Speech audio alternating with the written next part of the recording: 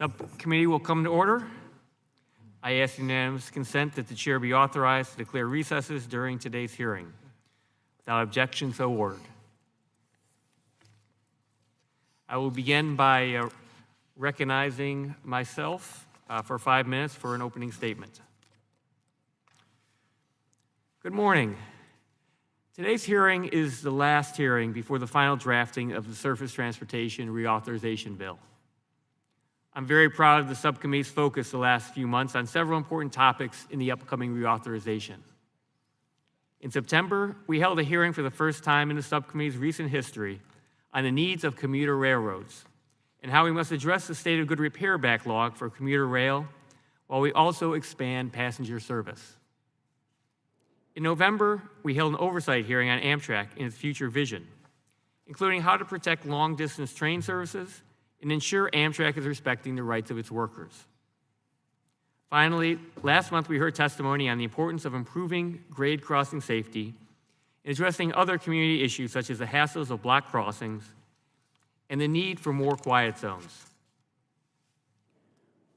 With January's release of infrastructure principles by House Democrats, led by Chairman DeFazio, we include a robust $55 billion investment for rail infrastructure. In today's hearing, we'll focus on how we can best utilize this proposed investment to strengthen our passenger and freight rail networks, and what role the federal government should play as part of this investment. I'm pleased that we have multiple perspectives today about this important topic. I've spoken many times about the importance of the CREATE program in Chicago and how it is enhancing both passenger and freight service in the Chicago region by relieving rail congestion. I look forward to hearing from Mr. Ardell about ACEC's perspective on the importance of programs like CREATE and how the federal government can advance the CREATE projects not currently completed, which disproportionately are grade separations. The need for more grade separations is one of the top issues I hear about from my constituents. I'm delighted we also have Dr. Sandra Burry, Mayor of the Village of Oak Lawn, who will emphasize the importance of commuter rail service to her community and others. Metro rail service is the economic foundation of these communities, and it's imperative that we do what we can to expand Metro service.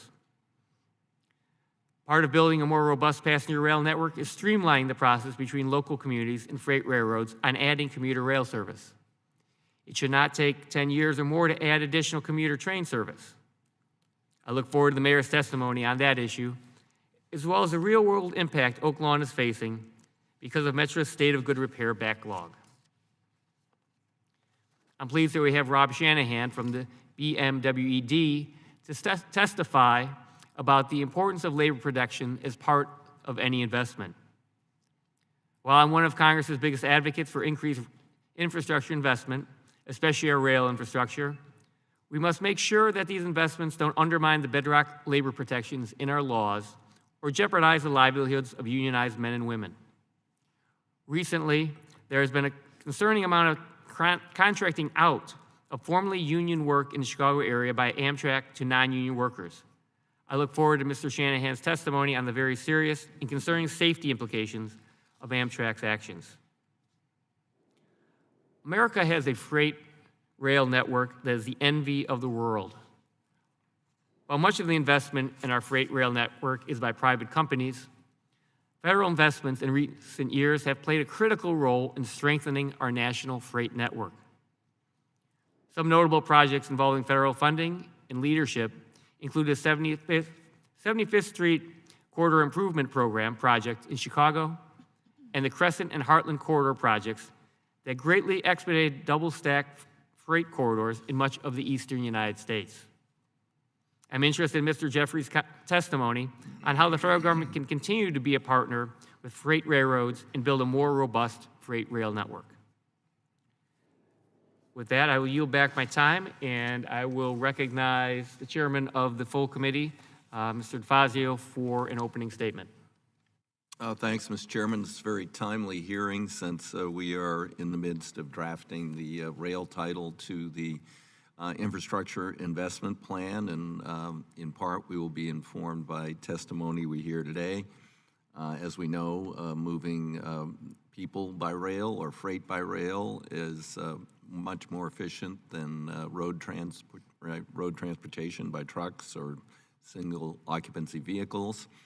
And I'm pleased that both Amtrak and AAR are here today, and hopefully we can have a dialogue on how we're going to improve on-time performance and with Amtrak and get their statutory preference and talk about a future where there's a more cooperative relationship for the potential for the proposals that Amtrak has to do city pair corridor routes, which I'm very excited about, potentially taking away the need for a lot of regional air traffic and a lot of highway traffic around the country. So I'm looking forward to the hearing, and with that, I yield back the balance of my time. Thank you, and now I call on Ranking Member of the Subcommittee, Mr. Crawford, for his opening statement. Thank the chairman for holding this hearing today. I also want to thank our witnesses for being here today. As the committee looks at reauthorizing surface transportation programs, it will assess how best to fund our railroad system to meet our nation's future needs. It's important to fairly balance the needs of freight and passenger rail so that each industry may continue to grow in the coming years. We must ensure that our nation's passenger rail systems run efficiently and on time and use federal funds in a way that is transparent and best serves the needs of passengers.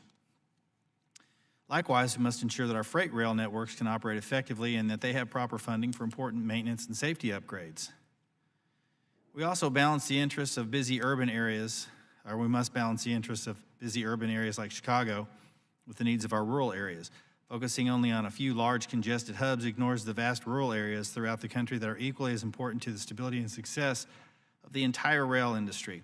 Finally, efficient and effective use of federal funds is a top priority. It's very important to make sure the money appropriated is easily accessible and used effectively. Once again, thank you to all of our witnesses for being here, and I thank the chairman and yield back the balance of my time. Thank you, Mr. Crawford. I'm going to, before I introduce all of our witnesses, I'm going to give a special introduction to three of our witnesses here who are from back in from the state of Illinois. So let me begin with the introduction of Dr. Sandra Berry, the mayor of the Village of Oak Lawn. Dr. Berry is the mayor of the Village of Oak Lawn, a first-tier suburb of Chicago with a population of about 58,000. She was first elected in 2013 on a platform of increased transparency, economic development, and lower property taxes. Under her administration, the local economy has added thousands of jobs, and several more commercial projects are under development. Municipal debt has been reduced by over $25 million. The municipal tax levy has been reduced 6%, and first responder pension contributions have been increased over 800% from 2012. Dr. Brewery received her doctorate from the Illinois College of Optometry in 1995 and owns Complete Vision Care, where she practices full-scope primary eye care in addition to her role as mayor.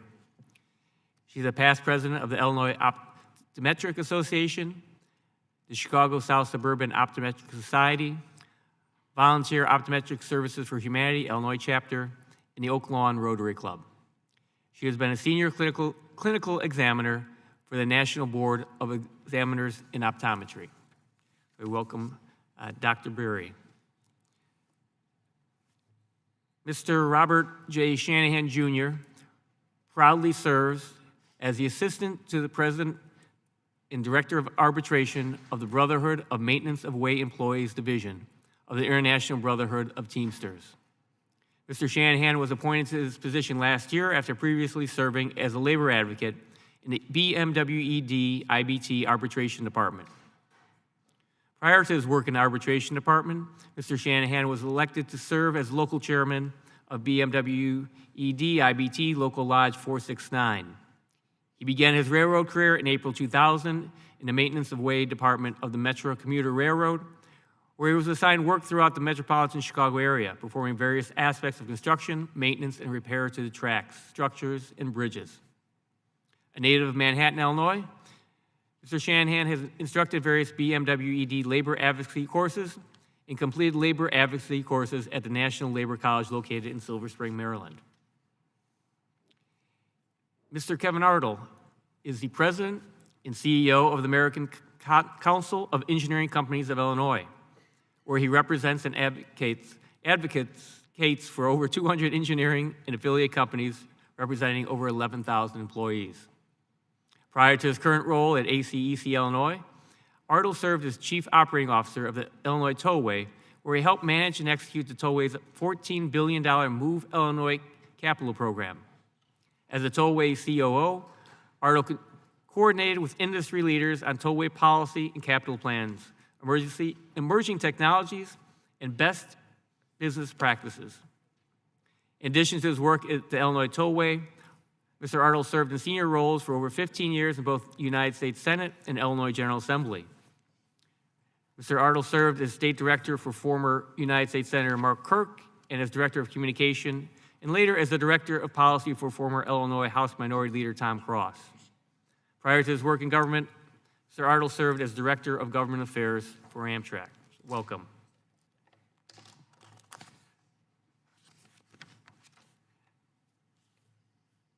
So now I'd like to welcome the remaining panel of remaining witnesses on the panel. First, Mr. Stephen Gardner is Senior Vice President and Chief Operating and Commercial Officer for Amtrak. Said Dr. Sandra Burry, Mayor of the Village of Oak Lawn, Illinois. Mr. Kevin Corbett, President and Chief Executive Officer, New Jersey Transit Corporation. Mr. Rob Shanahan, Assistant to the President, BMWED. Mr. Kevin Ardell, President and Chief Executive Officer of ACEC, Illinois. And Mr. Ian Jeffries, President, Association of American Railroads. Thank you all for being here today, and I look forward to your testimony. Without objection, our witnesses' full statements will be included in the record. And since your written testimony has been made part of the record, the subcommittee requests that you limit your oral testimony to 5 minutes. Mr. Gardner, you may now proceed. I recognize you for 5 minutes.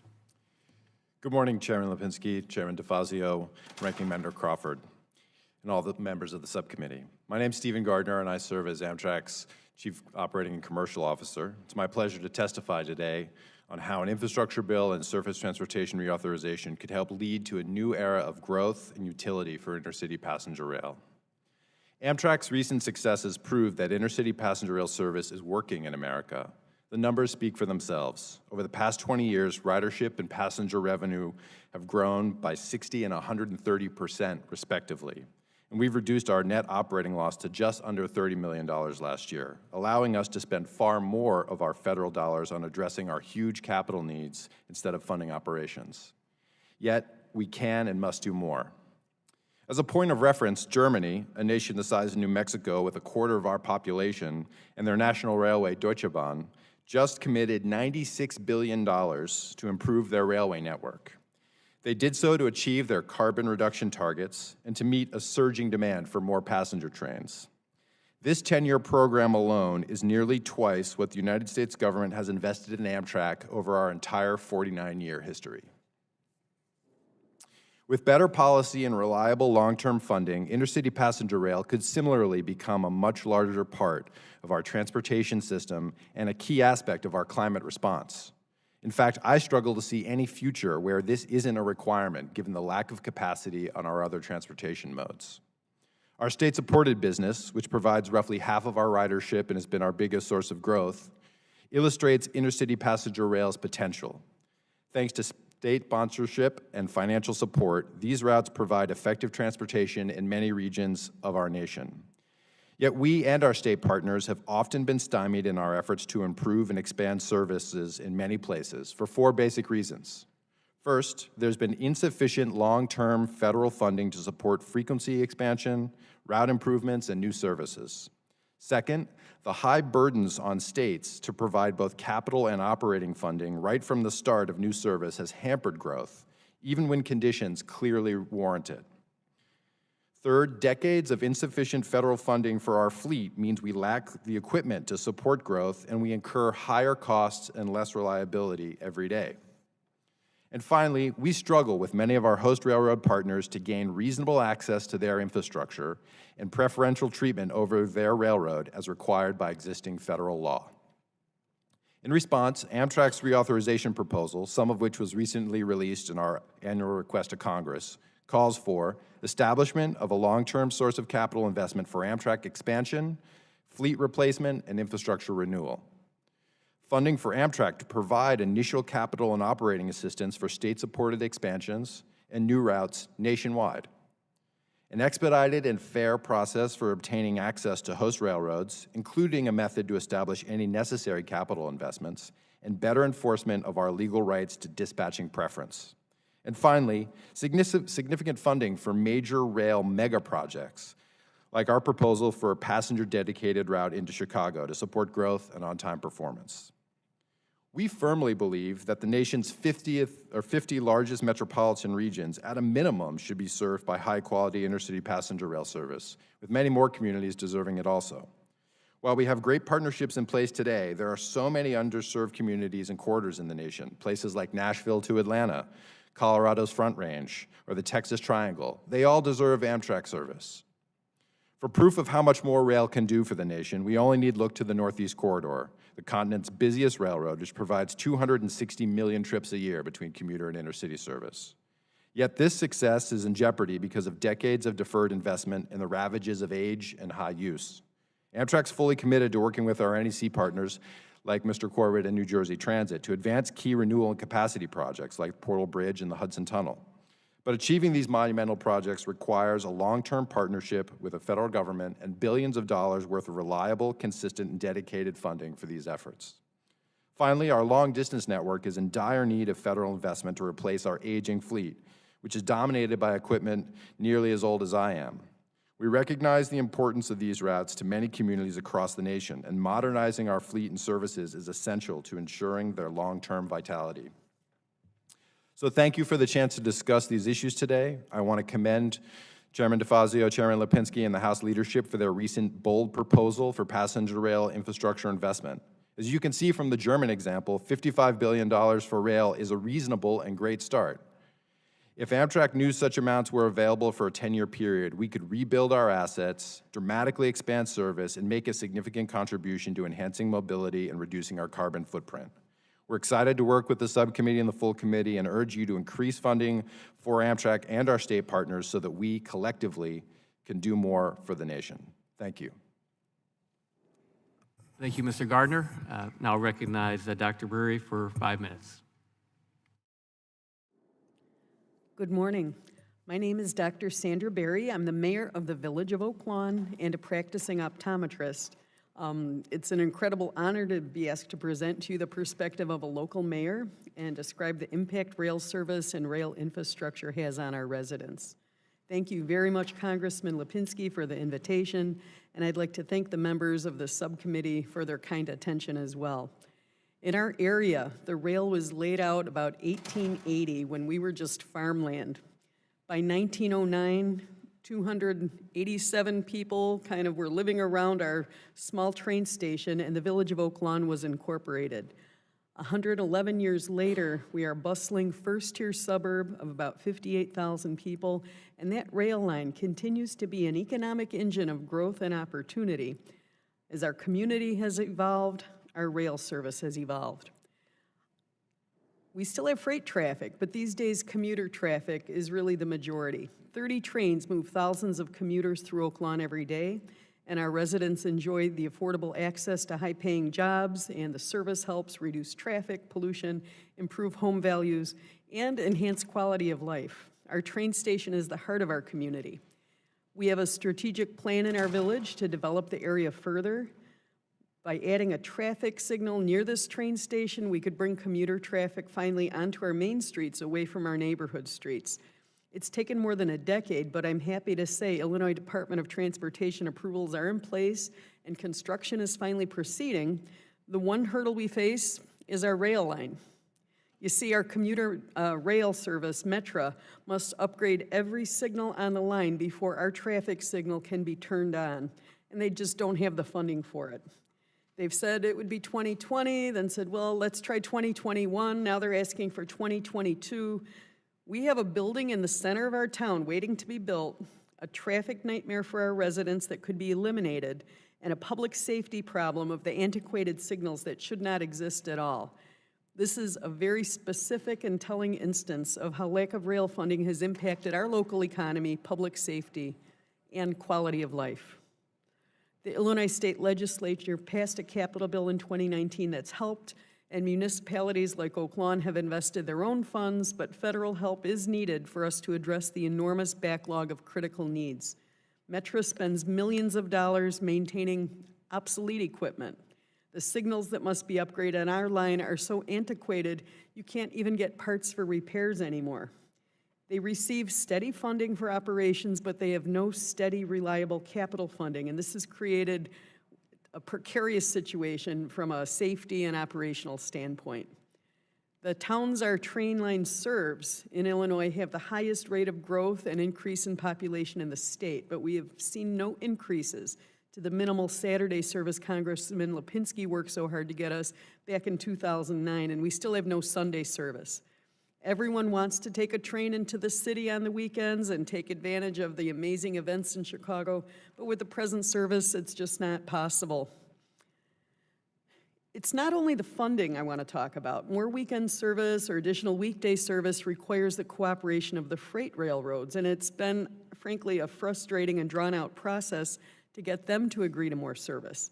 There must be a better way to add commuter rail service that our communities need, and I hope that Congress can address this issue. Freight railroads must also commit to being community partners and maintain their crossings, bridges, and property to acceptable standards. This is not currently done. Please fund the infrastructure that supports commuter rail. An additional parking tower in our downtown would spur economic investment, add business, add vibrancy, and encourage more ridership. We also need funding to train our first responders in treating with rail disasters and the hazardous materials moving through our community. Better infrastructure is urgently needed to expand the service. The CREATE program, which Congressman Lipinski supports and has gotten funding for, is a perfect example of a public-private partnership which benefits everyone. Please use additional funding for rail to invest in programs like CREATE. So in summary, I want to thank you again for the opportunity to speak. Adequate funding for our passenger and freight rail service is a critical thing for improving safety, livability, and growing our economy. And in addition to the improved rail service, please don't forget to fund infrastructure training and require all parties to work together. Thank you. Thank you, Mayor. And before I recognize Mr. Corbett, I just wanted to make sure that I have the New Jersey Transit app on my phone. Love taking that from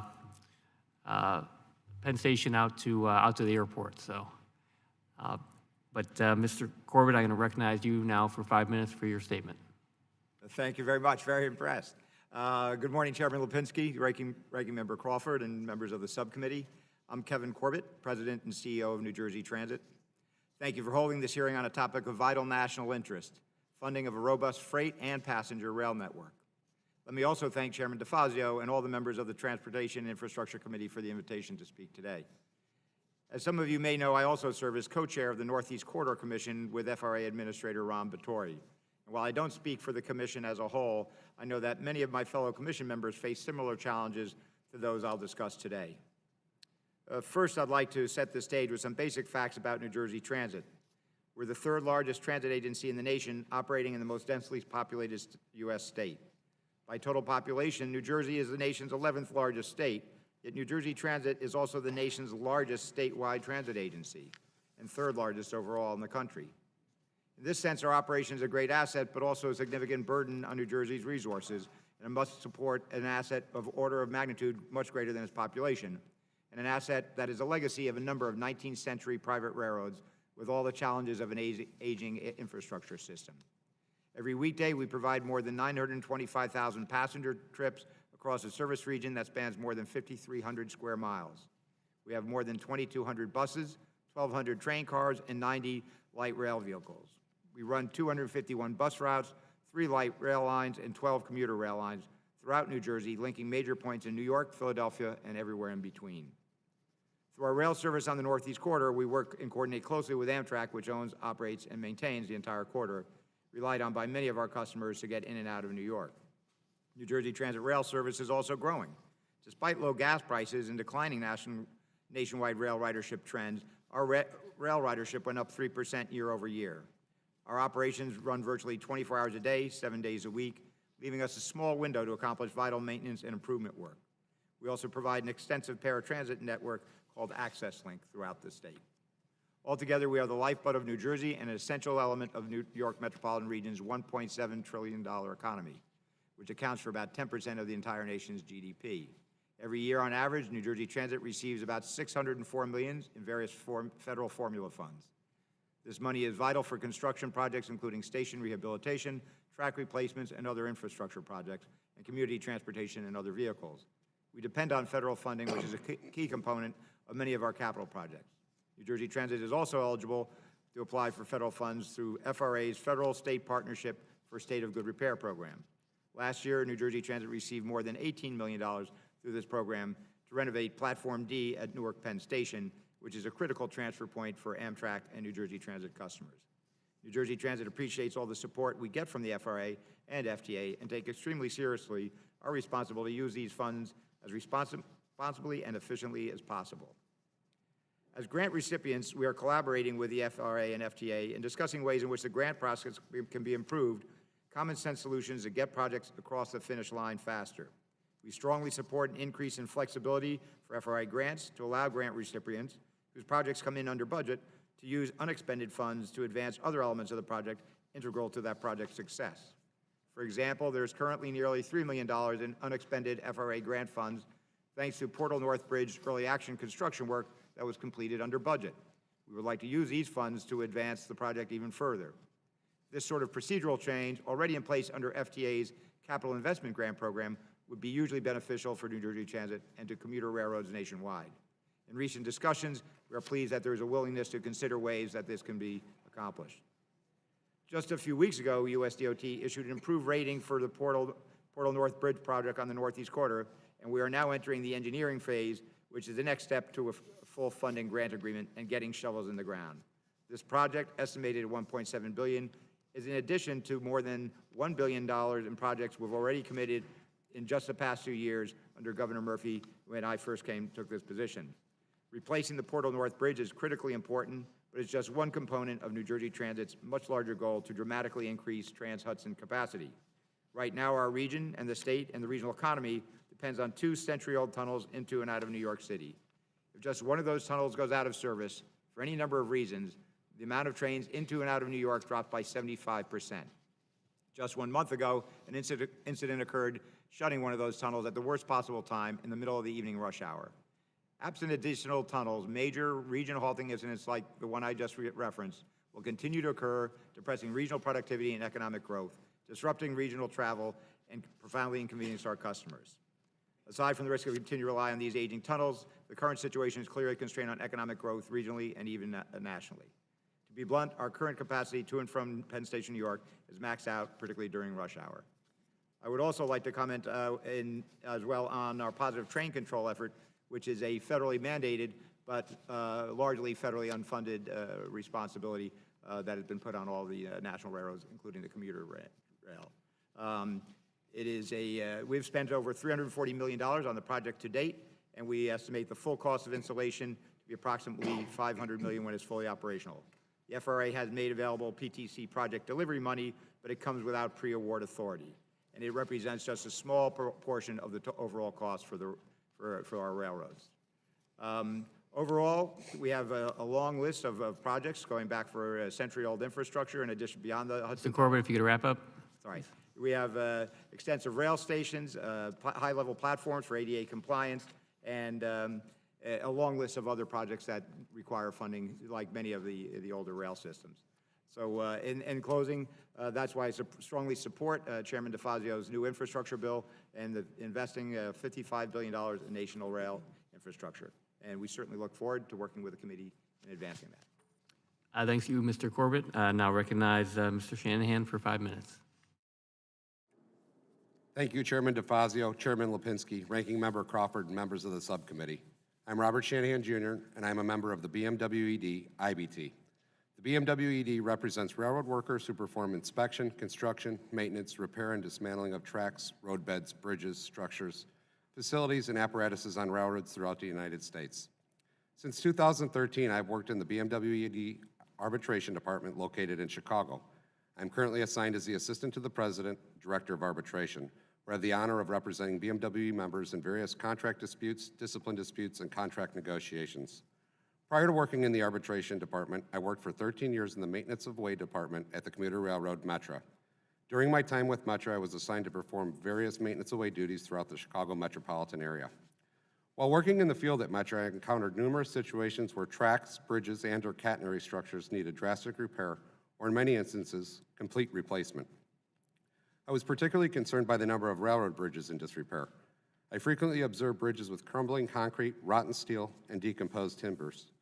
Metra claims it has nearly 500 bridges that are over a century old. I don't think I need to explain to you the safety threat inherent in 100-year-old infrastructure that is deteriorating. When working in the field, I can recall several instances of repairing the rotting steel decks on ballast deck bridges. This situation can result in large stone raining down on streets, cars, people, or whatever may lie below. Another area of bridge repair I often encountered involved the concrete support systems. There were many instances where I found that sections of the concrete support systems were able to be removed with a small hammer, and in some cases, even with bare hands. There's no question that BMW members are the most qualified and highly trained to perform this work. My experience in the field at Metra shows the urgent need for greater infrastructure funding for passenger railroads. But any infrastructure package needs to have protections to ensure that the work is performed by union members who have been properly trained on FRA safety rules. I'd like to quickly go over some of the trends currently affecting our membership in arbitration.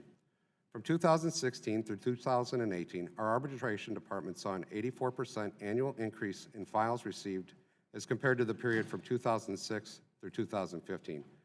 A significant reason for the spike in arbitration filings can be attributed to the rail carriers increasingly assigning work reserved to BMW members to non-union rail contractors. For example, multiple carriers are now electing to assign non-union contractors to perform on-track protection. On-track protection is work assigned to an employee who is responsible for the communication with train dispatchers, train crews, and work groups to ensure the safety of all individuals present within the area of track protection. Last month, Amtrak assigned on-track protection work for a major project occurring in Chicago to non-union contractors.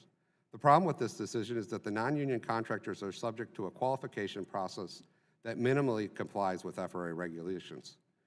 BMW members, on the other hand, are extensively trained and tested on FRA safety rules governing how work on or near railroad tracks must be conducted. These safety rules are not arbitrary, and many have been instituted as a result of accidents, some fatal, all avoidable. Our primary concern is that the FRA safety rules are not being properly administered by Amtrak in Chicago. Looking to achieve a minor cost savings, Amtrak is putting anyone in the immediate vicinity of this project at risk. We should not be putting profitability ahead of safety. Another area of our concern for our members is the recent implementation of unvetted technologies. In January 2020, at the NRC conference in San Diego, FRA representatives were actively encouraging rail carriers to seek waivers to implement automated track inspection technology on their mainline tracks. Moreover, at the RSAC meeting on April 20th, 2019, Administrator Batory stated that he was instructing his staff to grant every technology waiver that the railroads request. Not only are they replacing physical track inspections with automated technologies, they are allowing the data obtained to be reviewed by individuals who are not FRA qualified track inspectors.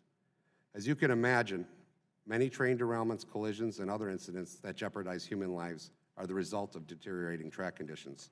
Without the guarantee of qualified BMW members reviewing the data, it is only a matter of time before these types of catastrophic incidents become commonplace. We urge the FRA to operating as an agency tasked with ensuring the safe operation of railroads rather than an agency concerned with implementing unvetted technology at the potential cost of human lives. I'd like to thank Chairman Lipinski and the subcommittee for inviting me to testify on behalf of the tens of thousands of BMW members. They are the best railroaders this country has to offer, and they stand poised and ready to complete this much-needed railroad infrastructure project.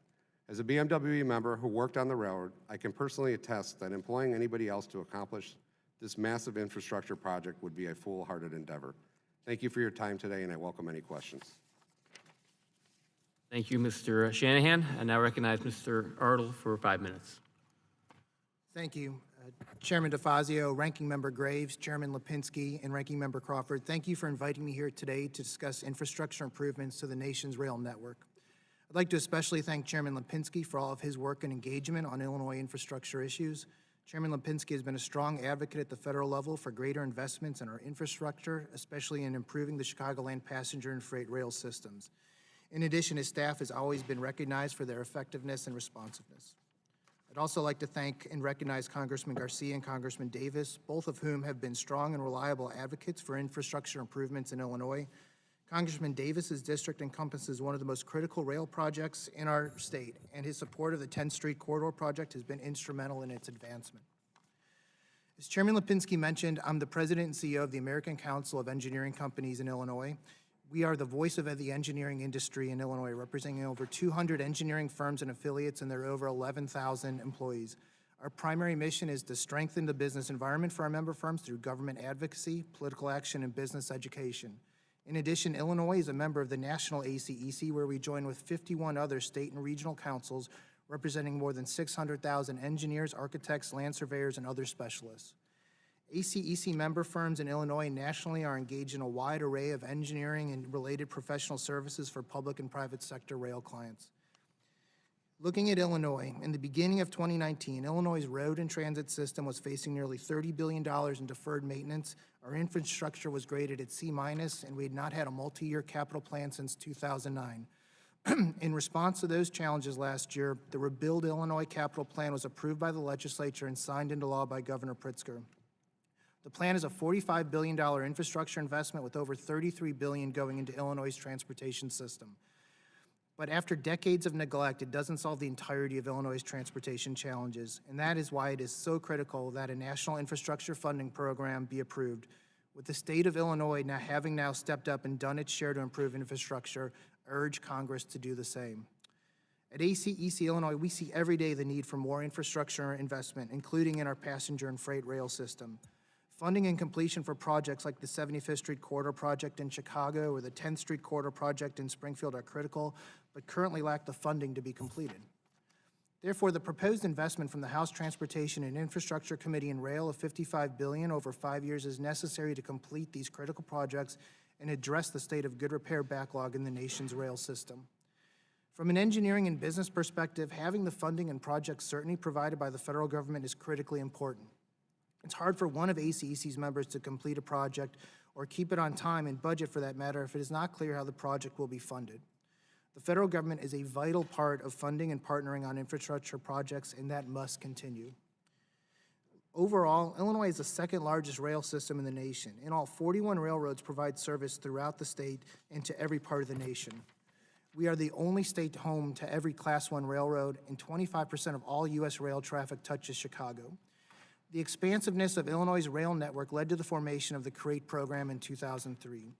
The CREATE program is a leading example of the progress we can make on infrastructure of freight railroads, passenger railroads, local communities, and state and federal government all work together. Since 2003, over $1.6 billion has been spent and 30 projects have been completed through the CREATE program, including projects that required creative engineering solutions from ACEC members like the Englewood Flyover and the ongoing 75th Corridor Improvement Project. Last year, Illinois committed an additional $400 million for the CREATE program from its newly enacted capital bill. As successful as the CREATE program is, it still needs to be fully funded. In particular, most of the planned 25 grade separations have not been completed yet, with many of those projects not started at all. Underscoring that is that Illinois ranks in the top 5 of grade crossing accidents and fatalities nationally. Grade separation is a local issue with national implications. A focus on grade separation will not only increase safety, but also mobility on a global scale. More efficient truck movement means getting goods and services to market across the world quicker. New incentives, greater flexibility, and increases in funding for grade crossing separation should be considered a priority in the new federal bill. Funding these grade crossing separations and similar projects will provide not just mobility and economic benefits, but save lives. Overall, programs like CREATE are essential for improving safety, alleviating congestion, and enhancing mobility in the economic competitiveness of our region. But ultimately, for their continued success, they need your continued support. In conclusion, I want to thank Congressman Lipinski and the subcommittee again for the opportunity to testify. It was a momentous achievement last year when the state of Illinois passed the capital bill for the first time in 10 years, and I'm hopeful this year will be the year Congress steps up to the plate as well. Our nation deserves nothing less than a world-class transportation system, and ACEC Illinois and its member companies stand ready to help and figure out how to get there. We just need your partnership. Thank you. Thank you, Mr. Ardell. And I recognize Mr. Jeffries for 5 minutes. Thank you. Chairman Lipinski, Chairman DeFazio, members of the committee, thank you for the opportunity to be here representing America's freight railroads. Today's hearing coincides with our annual fly-in, where more than 400 employees representing railroads, suppliers, and labor are conducting some 300 meetings with members of Congress on both sides of the Capitol. And their central message is clear. Thanks to sustained private investments, today's freight rail network is head and shoulders above the rest of the world. With freight demand projected to grow some 30% by the year 2040, we are excited to help meet the challenges and opportunities of tomorrow. As you know, freight railroads operate almost exclusively on infrastructure they own, build, and maintain. From 2015 to 2019, railroads spent an average of $26 billion a year, put another way, $72 million a day, to maintain and upgrade their networks. The result? Inflation-adjusted rail rates in 2018 remained virtually the same as they were in 1992. We support some 1.1 million U.S. jobs, directly employing 150,000 employees who are among America's best compensated industrial workers.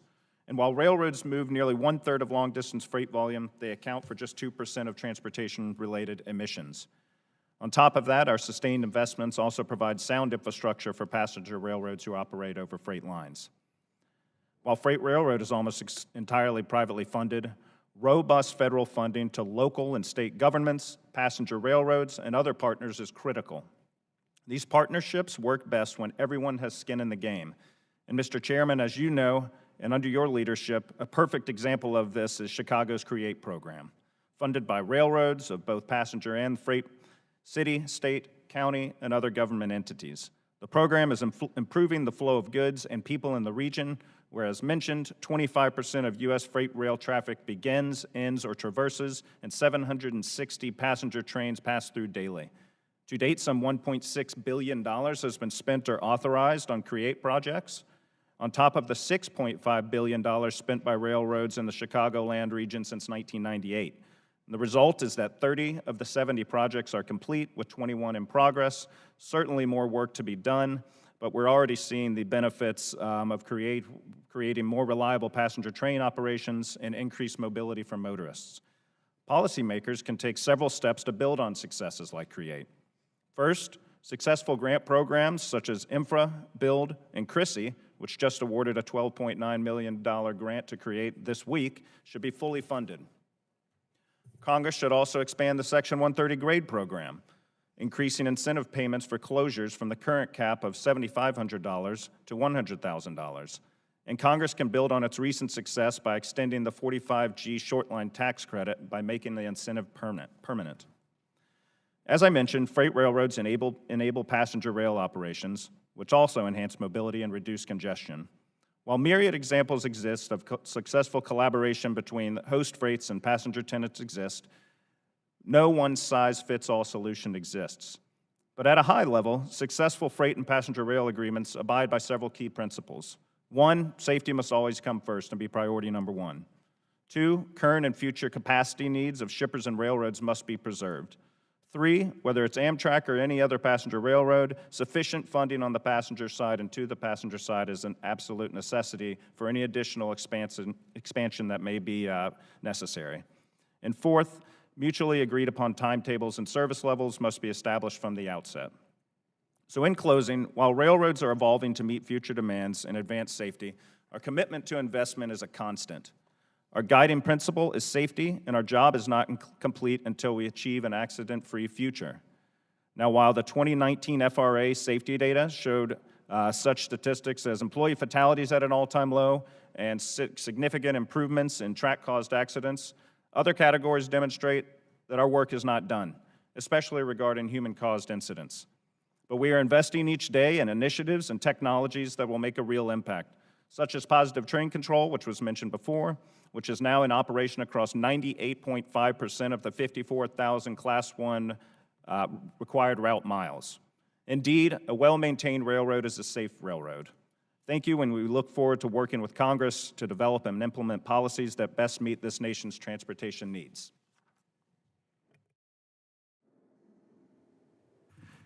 Thank you, Mr. Jeffries. We now will begin questioning, and I will defer to Chairman DeFazio for the first question. So recognize the chairman for 5 minutes. Thank you, Mr. Chairman. Mr. Gardner, I was a bit confused by Secretary Chow's appropriations testimony that you're going to begin rehabilitating the north tunnel under the Hudson River. And when I toured those tunnels, it was pretty definitively said that there's no really feasible way to rehabilitate them significantly while given the pressure and utilization. What's changed? Thank you, Mr. Chairman. Well, let me confirm your view. Our rehabilitation of the North River Tunnel is an extensive, complete rehabilitation of the vital elements of the tunnel. And what the Secretary, I think, was referring to is our recent efforts to look at options to bring forward some elements of that rehabilitation, given the delays associated with advancing the Hudson Tunnel project. So our goal here is to see if there are any... She's delaying the Hudson Tunnel project because the EIS is lost somewhere on her desk, which I'm sure she's very busy. And so now she's recommending we begin to do some patchwork stuff on one of the tunnels, which really isn't going to do much. Well, I think our view is that we've got, at this stage, given the delays, we are looking at somewhere along the lines of 10 years until we have the full new tunnels built, which will allow complete rehabilitation. So we think it's incumbent upon us to ensure that we have... I'd like to know what you're actually planning, if you could be more specific, because again, given the tour, given the spalling and the deterioration of the knee wall, the 12,000 volt cable that runs through there, the frequent failures, the sinking track, I mean, all sorts of things. I'd just like to know what critical elements you think you can address while still using the tunnels 20 hours a day, which is what I understand you have to do. That's right. So we are looking at right now to see if there are any elements of that work that we can do on those nights and weekends, but we don't yet have the answer. Okay, thank you. But when you come up with something because of the delay by the Secretary, let me know. You mentioned in here 24 promising corridors do not serve or do not serve well today, and existing corridors for unmet demand, and you're going to have an analysis soon. Would like to see the list.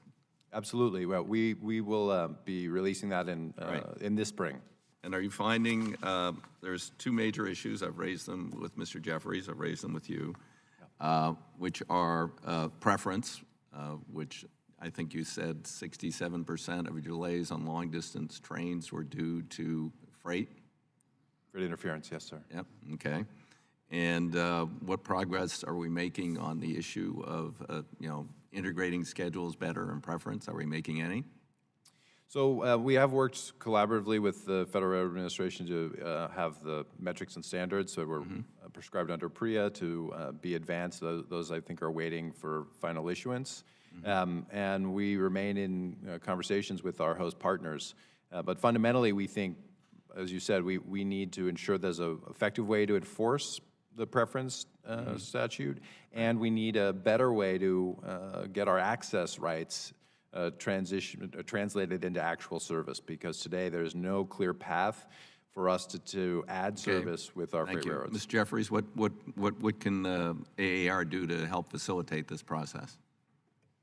Sure. So we certainly agree that we need metrics and standards in place. Obviously, the hosts and the tenants all have contracts that they're bound to abide by, and I certainly don't have a window into those contracts, but they have performance metrics in them, and that's what's the basis of incentive payments, whether they're paid or not. Currently, the statute provides a path if Amtrak wants to access freight facilities. There's a path laid out in the statute at the Surface Transportation Board.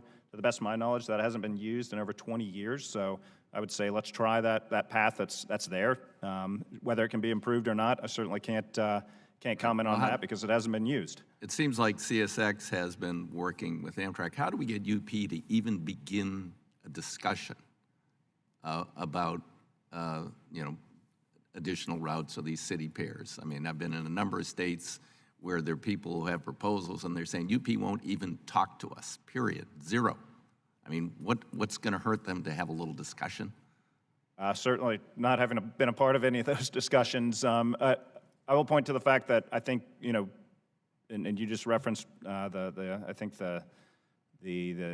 developments in Virginia, and I know that UP, for example, has very positive relationships with several of the railroads in California. Whether or not there is a series of best practices out there, I think that's worth examining, because I think all sides would agree when both parties come to the table and agree that, okay, here's the capacity desired, here's the investment needed to make sure that capacity is available, and here's what everyone's willing to step up and contribute, and here's the agreed upon timetables and service metrics. I think that's when everything works best, and works best when those parties can do it on their own.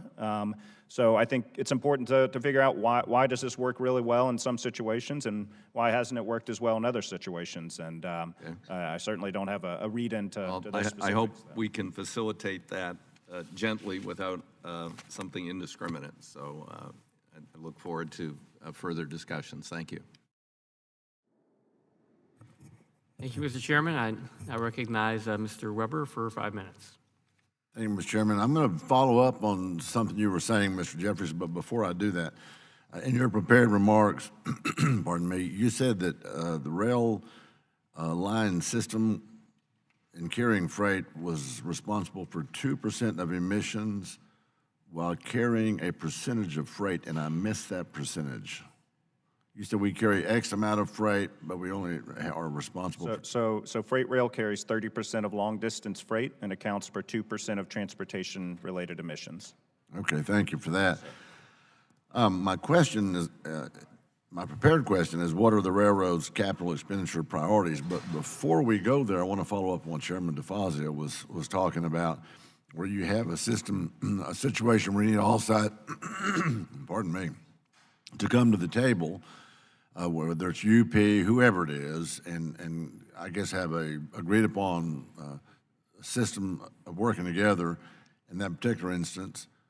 Does AAR have do they have a system in place where when something like this comes up, they bring in those parties and they kind of facilitate that? So we do not have a formal system in place, and given that most of these relationships are bound in contracts, those are certainly between the individual host railroad and the passenger tenant, and privy to those two parties. Now, we certainly collect information on, positive relationships and successful projects that have worked together, whether it's passenger, whether it's, broader things like the CREATE program, but we don't have a formal, I guess, adjudication or mediation role. Well, I wouldn't expect it to be adjudication or legal, formal, and binding, I guess, but just a system where the members all come together and say, let's work on this.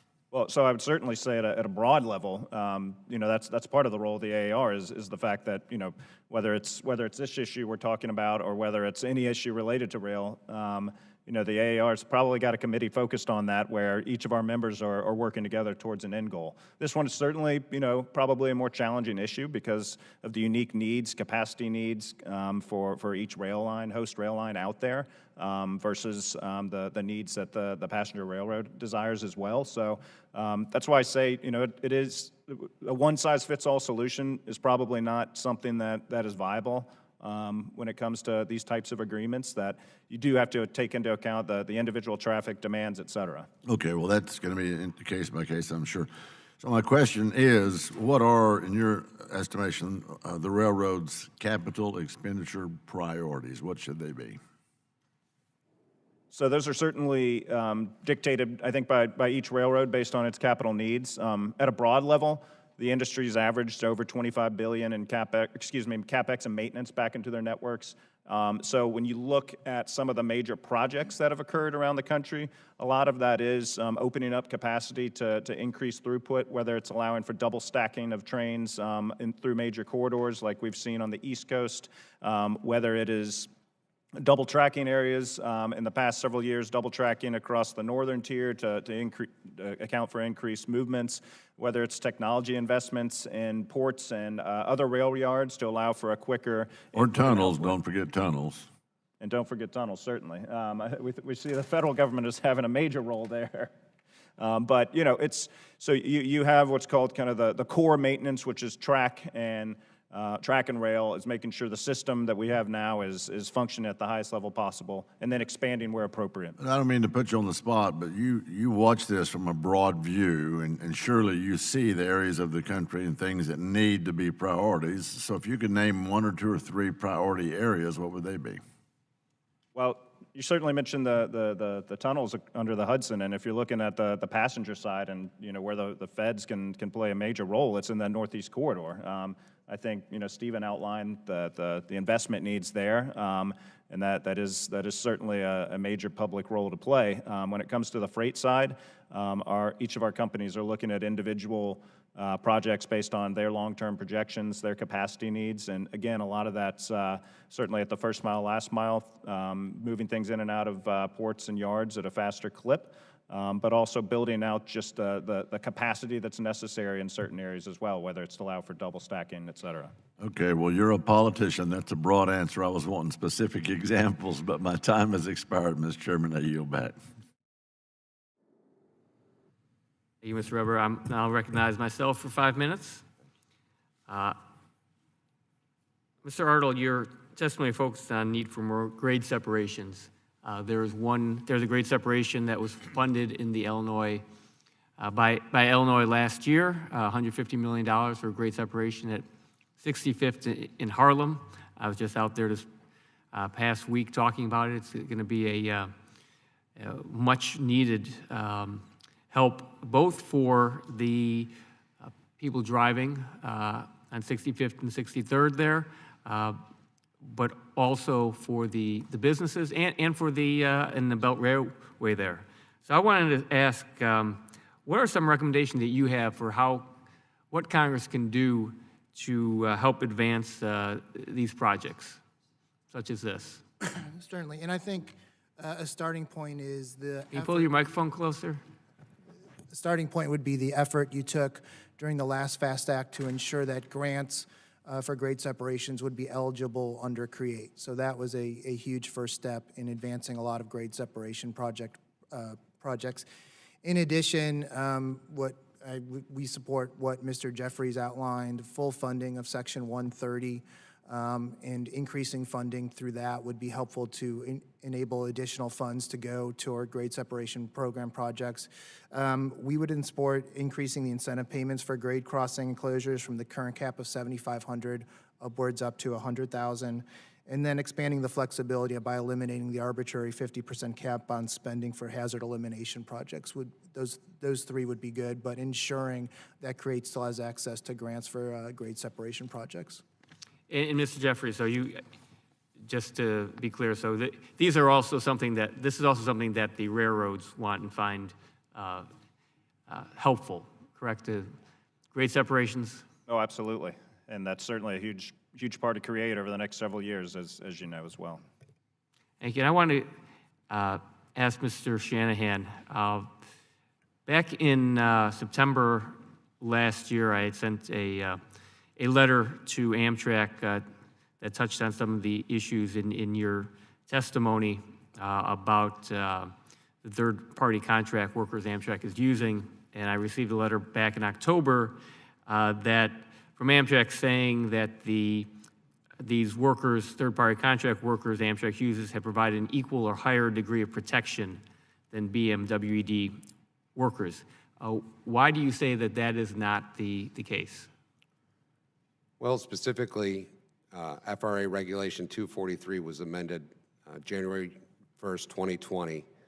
And right now, currently, BMW employees working on Class 1 railroads are subject to more stringent FRA testing than contractor employees who could be working right next to them.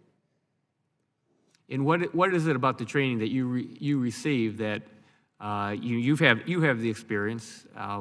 What was it about that made you better at doing the job and making sure you maintain safety?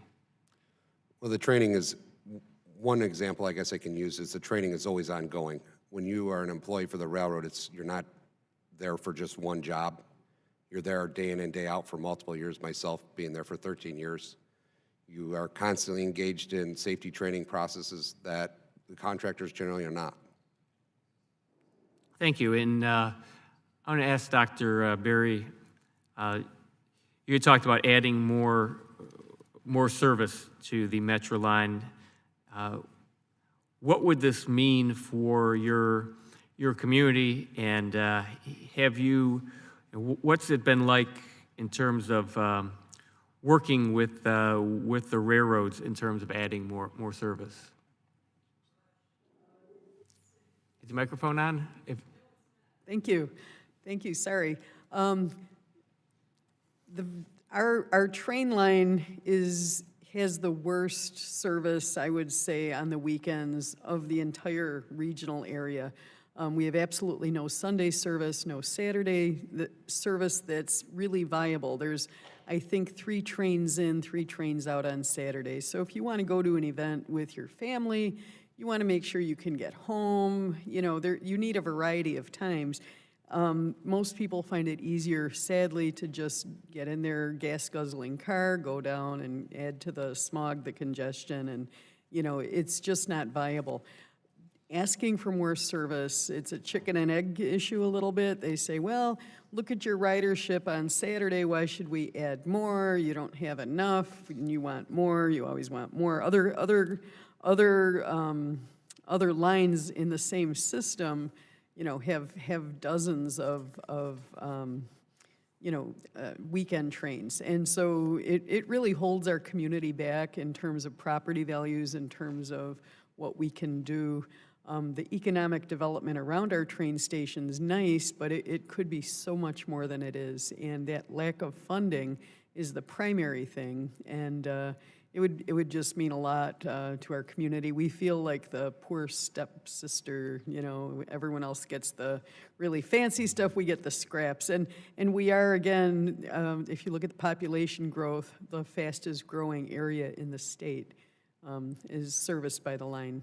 So it's kind of silly that we can't get the fastest growing service to correspond. You do have a very nice station, though, there, the Yes. Patriot Station there. Yes, and, yes, Patriot Station, yes. All right. My time has expired. I will now recognize Mr. Perry for 5 minutes. I thank the chairman, Mr. Jeffries. I thank the panel for being here. Mr. Jeffries, Executive Order 13868 requires PHMSA to finalize a rulemaking that permits the transportation of LNG by rail, setting a mid-May deadline. Given the growing domestic supply of natural gas and the increasing number of communities underserved due to regulatory barriers, this regulatory change, I think, is a step in the right direction. Rail transportation offers a safe alternative pathway to get natural gas to export markets, underserved communities, and to provide alternative fuels for the maritime industry. The industry already carries most hazardous materials throughout the nation without incident.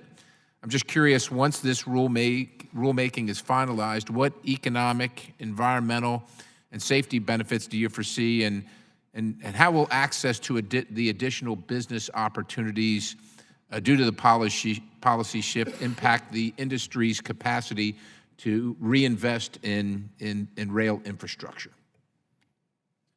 Thank you, Congressman. Well, you certainly hit the nail on the head. If this product's going to move, rail is by far the safest mode of transportation to transport that to market, and the department's made it very clear they want to move forward with this rule, and we are supportive of that rule.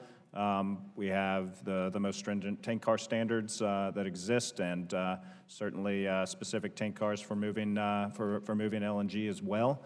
And the business opportunities, I think, there's certainly a market in the Northeast, as you said, given the lack of pipeline capacity to heat those homes, and there's certainly an interest in export as well. So railroads, have the obligation to move that. We'll move it safely, and we'll be ready when that business demand develops. And about reinvestment quickly, I mean, have you made a calculation in anticipation of rulemaking about what kind of opportunities this will provide, or you just waiting to see what it does? So I think our companies are always looking at their capacity and potential demand and business as it develops. I don't have a read into those specific commercial decisions, but I think those calculations and discussions are certainly being had inside our companies. Okay, thank you, Mr.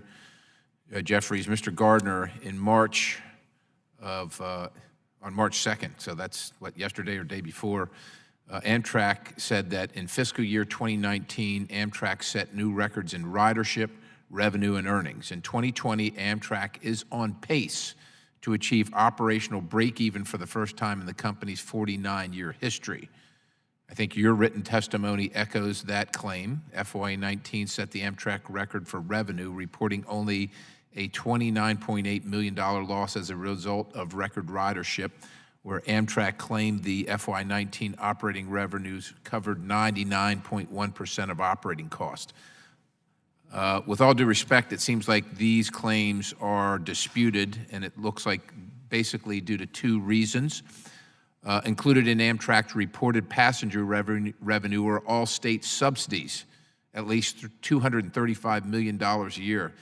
So subsidies aren't passenger revenue. That's another round of subsidies, and then so that's number one. Number two, Amtrak's press release highlights net revenue figures that fail to account for depreciation, despite its inclusion in the audited financial statements for 2019. This was $870 million, or 20% of operating costs. Combined, these errors, if you will, hide the significant actual loss for Amtrak. Once addressed, I think, and included, Amtrak's actual loss exceed $1 billion, or 35 times the figures cited in Amtrak's press release. I'm just curious if there's a reason that Amtrak published the figures the way they did. Do you see this as misleading at all, or is this all inclusive and Amtrak's going to continue to stand by that and not include the two issues of the subsidy and the depreciation? Thank you, Congressman. First, state payments are done pursuant to Section 209 of PREA, the authorization that covers this portion of our action and business with the states. And those payments are absolutely transparent through all of our reporting. We issue service line and asset line documents. We're, I think, very clear about the state-supported business being a partnership between states who fund a portion of the operating costs and a portion of the capital costs, and Amtrak using its federal dollars. So we actually, under the accounting rules, I would think we do consider it revenue, and that's consistent with the approach that's taken and has been for a long time. So we haven't changed our approach to accounting for these payments, and they are contributions from the states from these services, but pursuant to the essentially the rules set out by Congress for us to develop a common cost-sharing methodology with states. As it relates to depreciation, we have long reported on essentially the revenues and operating performance outside of depreciation. We, as you said, we do issue our full GAAP standard reporting so that that's completely transparent. But the depreciation is a cost associated with primarily our vast Northeast Corridor infrastructure funded by the federal government, and our requests essentially for funding for that comes through our legislative and grant requests. So I think we are showing very clearly incremental improvement on our operating performance. Do we still require federal funds to operate? Absolutely, and we're very clear about that. You've heard my testimony today. But I want to put it in perspective. As part of our FY21 request, we have a $7 billion spend. Out of that $7 billion, we're asking from all of our public partners, our states, our commuter railroads who use our assets like Mr. Corbett's New Jersey Transit, and the federal government for only 40% of that $7 billion spend. So the vast majority of our investment comes from our ticket revenue and our other commercial revenue that we are plowing back into this business so that we can operate as many trips and provide service to the nation for as little public subsidy and taxpayer support as possible, which is our mission per statute. I thank the gentleman. Time has expired. I yield. Thank you, and I recognize Mr. Payne for 5 minutes. Thank you, Mr. Chairman. Mr. Corbett, how are you? Good to see you today. The collection of infrastructure projects known as the Gateway Program is the single most critical infrastructure need facing this country. One of those projects is creating a new tunnel under the Hudson River, connecting New Jersey and New York, while also repairing the existing 110-year-old tunnel, which is rapidly decaying due to damage from Hurricane Sandy. Last week, during the appropriations hearing, Transportation Secretary Chow stated that it may be possible to repair the existing tunnel now while it is still in use and then build the new tunnel later. I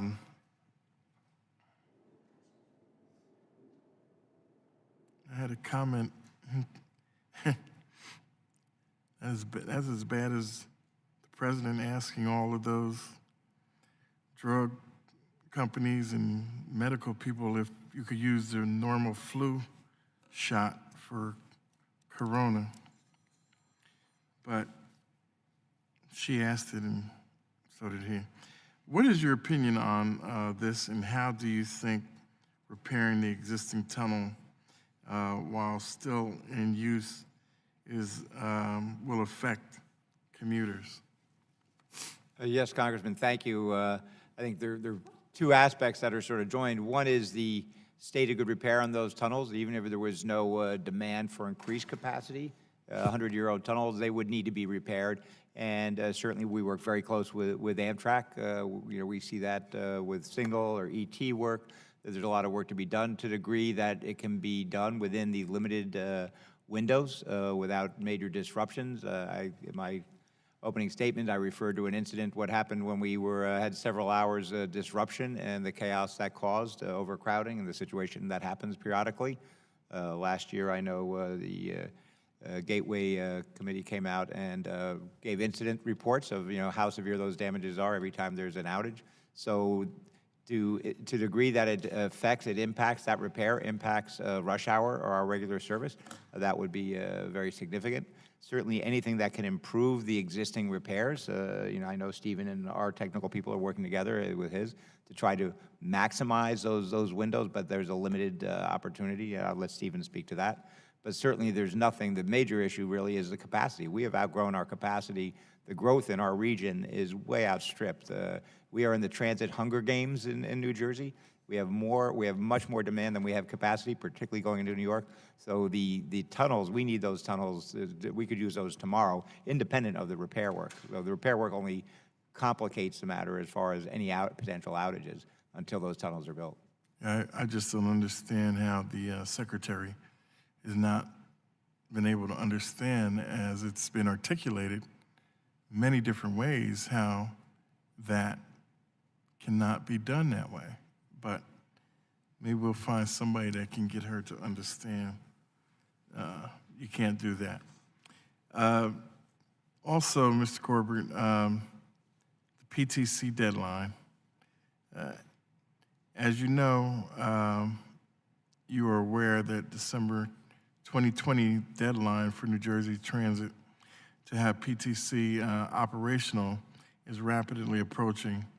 I understand that the FRA has expressed concern that New Jersey Transit may be at risk of potentially not meeting this deadline.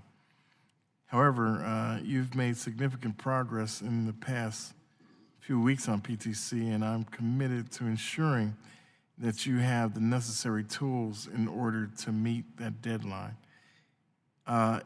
In what ways can Congress assist New Jersey Transit in fully implementing PTC? Well, thank you, Congressman. I think there are two aspects. One, we are succeeding. We have excellent cooperation from the FRA and from Amtrak on the Northeast Corridor and our freight railroads where we intersect. So we are confident we'll make that deadline. As you know, we recently went into revenue service demonstration, so we are comfortable. But the financial burden is heavy. And also, I think after everyone makes the 2020 deadline, we have to look at what is the future of PTC going forward and what does Congress want? Because certainly the way this is originally intended and the way it ended up, I think there's been a bit of a sort of Tower of Babel with all the different railroads having different systems. So the integration, certainly interoperability is a real challenge for, particularly in the Northeast. You know, we have freight railroads, we have Amtrak system, we have our own, we have Metro North, the MTA. They're all, so that integration, I think we have to look after 2020, what does Congress expect and how can we make it more effective, more efficient system? Okay. Thank you, sir. I yield back. Thank you. Chair will now recognize Mr. Smucker for 5 minutes. Thank you, Mr. Chairman.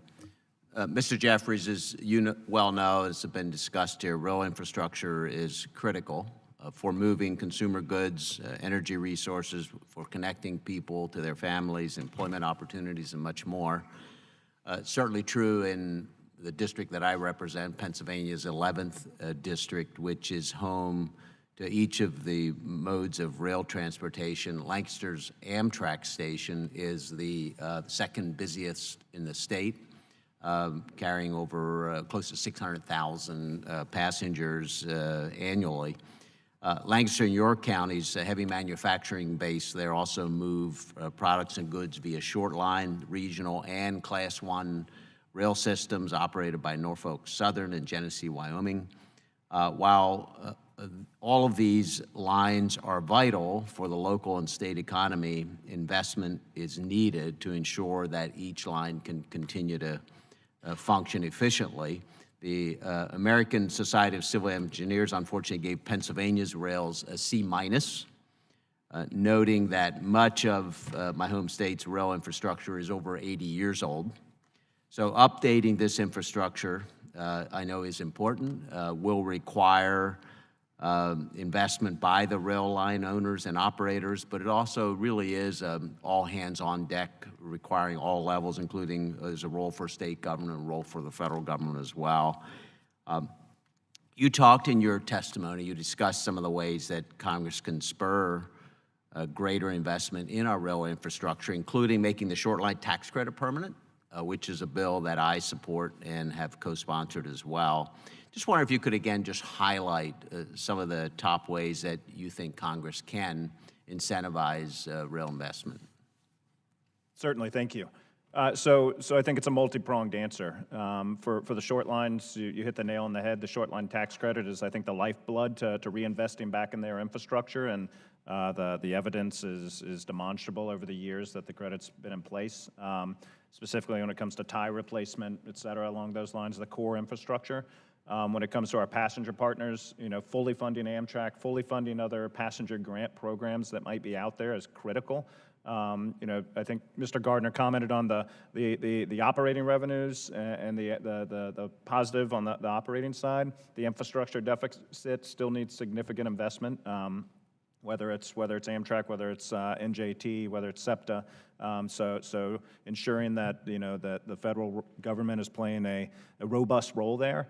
And then when it comes to, you know, the Class 1 side, I think it's twofold. One, you know, we're fortunate that we can reinvest our own revenues, and that's because, you know, we've got a healthy economic regulatory structure that allows us to earn the revenues necessary to invest back into our networks. And it's absolutely critical we keep that in place, because that's the result. The result of that is, you know, the billions and billions that go back into our network to meet our customers. And then, you know, where appropriate, grant programs that support public-private partnerships, whether it's build, whether it's infra, whether it's CRISI in certain circumstances, I think plays a positive role as well, especially in those core interconnected regions where you have different types of rail all coming together. There's certainly opportunities there. Thank you. I did want to mention specifically a bill that I recently introduced with Representative Kuster from New Hampshire. The American Railroads Act, it's again, bipartisan bill, makes the Railroad Rehabilitation and Improvement Financing, or RIF program, more accessible by addressing one of the major challenges associated with the credit risk premium by authorizing U.S. Department of Transportation to cover the cost of up to $300 million in RRIF credit risk premiums annually. Just want to get your reaction to that. Maybe talk a little bit about your members' use of the RRIF program and opportunities of greater use of the program. So I certainly credit you for trying to make that program more effective. It's something that, folks have been trying to, a nut folks have been trying to crack for a long time.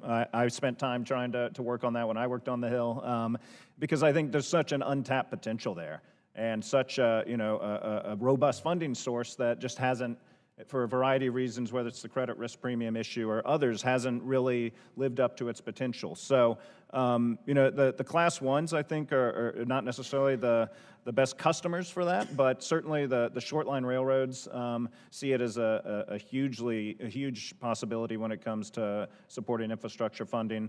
I know Amtrak several years ago went through the process, which was fairly arduous at that point, to get a RIF loan. So certainly the opportunities are there and the need is there and the resources are there. It's just, like you said, making that program work. So Thank you, and I know I'm out of time, but just would love to continue to discuss that and work with you to try to make that program more effective. Glad to. Thank you. Thank you, Mr. Chair. Chair, and I recognize Mr. Lynch for 5 minutes. Thank you, Mr. Chairman, for holding this important hearing. I also want to thank the full committee chair, Mr. DeFazio, for his attention to this issue, and I want to thank our witnesses for helping the committee with its work. As a matter of full disclosure, before coming to Congress, I was an iron worker, a union iron worker for about 20 years. So worked on, we have 42,000 structurally deficient bridges across the United States of America right now. So, Mr. Shanahan, I certainly empathize with your position. Also, after leaving the ironworkers, I became legal counsel to International Brotherhood of Teamsters, Joint Council 10 in Massachusetts. Also represented Teamsters Local 633 in New Hampshire and Local 42 in Lynn, Massachusetts. So I just want to express my unbiased viewpoint from where I sit. Mr. Shanahan, I know that I know the full benefits of going through a union apprenticeship program. I went through myself, and I honestly say I wouldn't be where I am now had I not gone to the Ironworkers Apprenticeship Program, training program, safety program, that really not only benefited me as a worker, but I also think made the jobs I worked on safer and made the public safer, lowered the cost price for the end user on those projects. And I know that Chairman DeFazio has a bill that we're considering right now to provide $55 billion to rail. We don't have anybody better in Congress than Dan Lipinski on rail, but he's working closely with our chairman in order to get that done. Could you talk a little bit about, and by the way, nothing shakes my confidence in Amtrak more than hearing that they are dividing the workforce by bringing in people who are less qualified to work on rail projects. That just destroys my confidence in Amtrak, frankly. It's part of the reason why, for our commuter rail, we got rid of Amtrak a number of years ago in Massachusetts, and now we went with another company. But with all the challenges we have, do you really want to pick that fight to try to save a couple of bucks by bringing in less trained workers who are not trained on FRA standards, that don't have that experience and that regular training, ongoing training on working on rail systems? It's a very different, as an iron worker, it's a very different environment when you're working on a live transportation system on rail, when you got the public coming through that system, and so many things that could go wrong if you don't have skilled workers in place. So, Mr. Shanahan, could you talk about what that means for the American rail passenger and American workers? IBT workers, Brotherhood of Locomotive Engineers are also within your bargaining unit as well. What that means, that $55 billion, provided we have skilled workers on that job. Yes, thank you. That funding creates stability in our workforce. It provides an opportunity for the American public to rest assured that, assuming our members are involved in performing that work, and union members as well, to rest assured that it's being done in a safe and efficient manner. I agree with you wholeheartedly when you say, you know, is this a place where we want to worry about saving a couple pennies but jeopardizing the general public or the employees? You know, it's just I think it's a long overdue, these projects, and specifically the Chicago region, are long overdue, and it needs to be done. It really, really does. Right, and I know, you know, as I said, we have 42,000 structurally deficient bridges across the country right now. Many of those are rail, you know, they carry rail, but I think generally, you know, we need to be on the same page, and that means Amtrak as well. You know, we put great responsibility on Amtrak to really spearhead our rail operations, at least our passenger rail, and I just hope that they will step up and do the right thing. Mr. Chairman, I yield back. Thank you. The chair now recognize Mr. Pence for 5 minutes. Thank you, Chairman Lipinski. Thank you all for being here today, and happy Railroad Day. I'm thrilled to have 450 industry attendees from railroads, rail labor, rail contractors, and rail supply companies on Capitol Hill today for Railroad Day.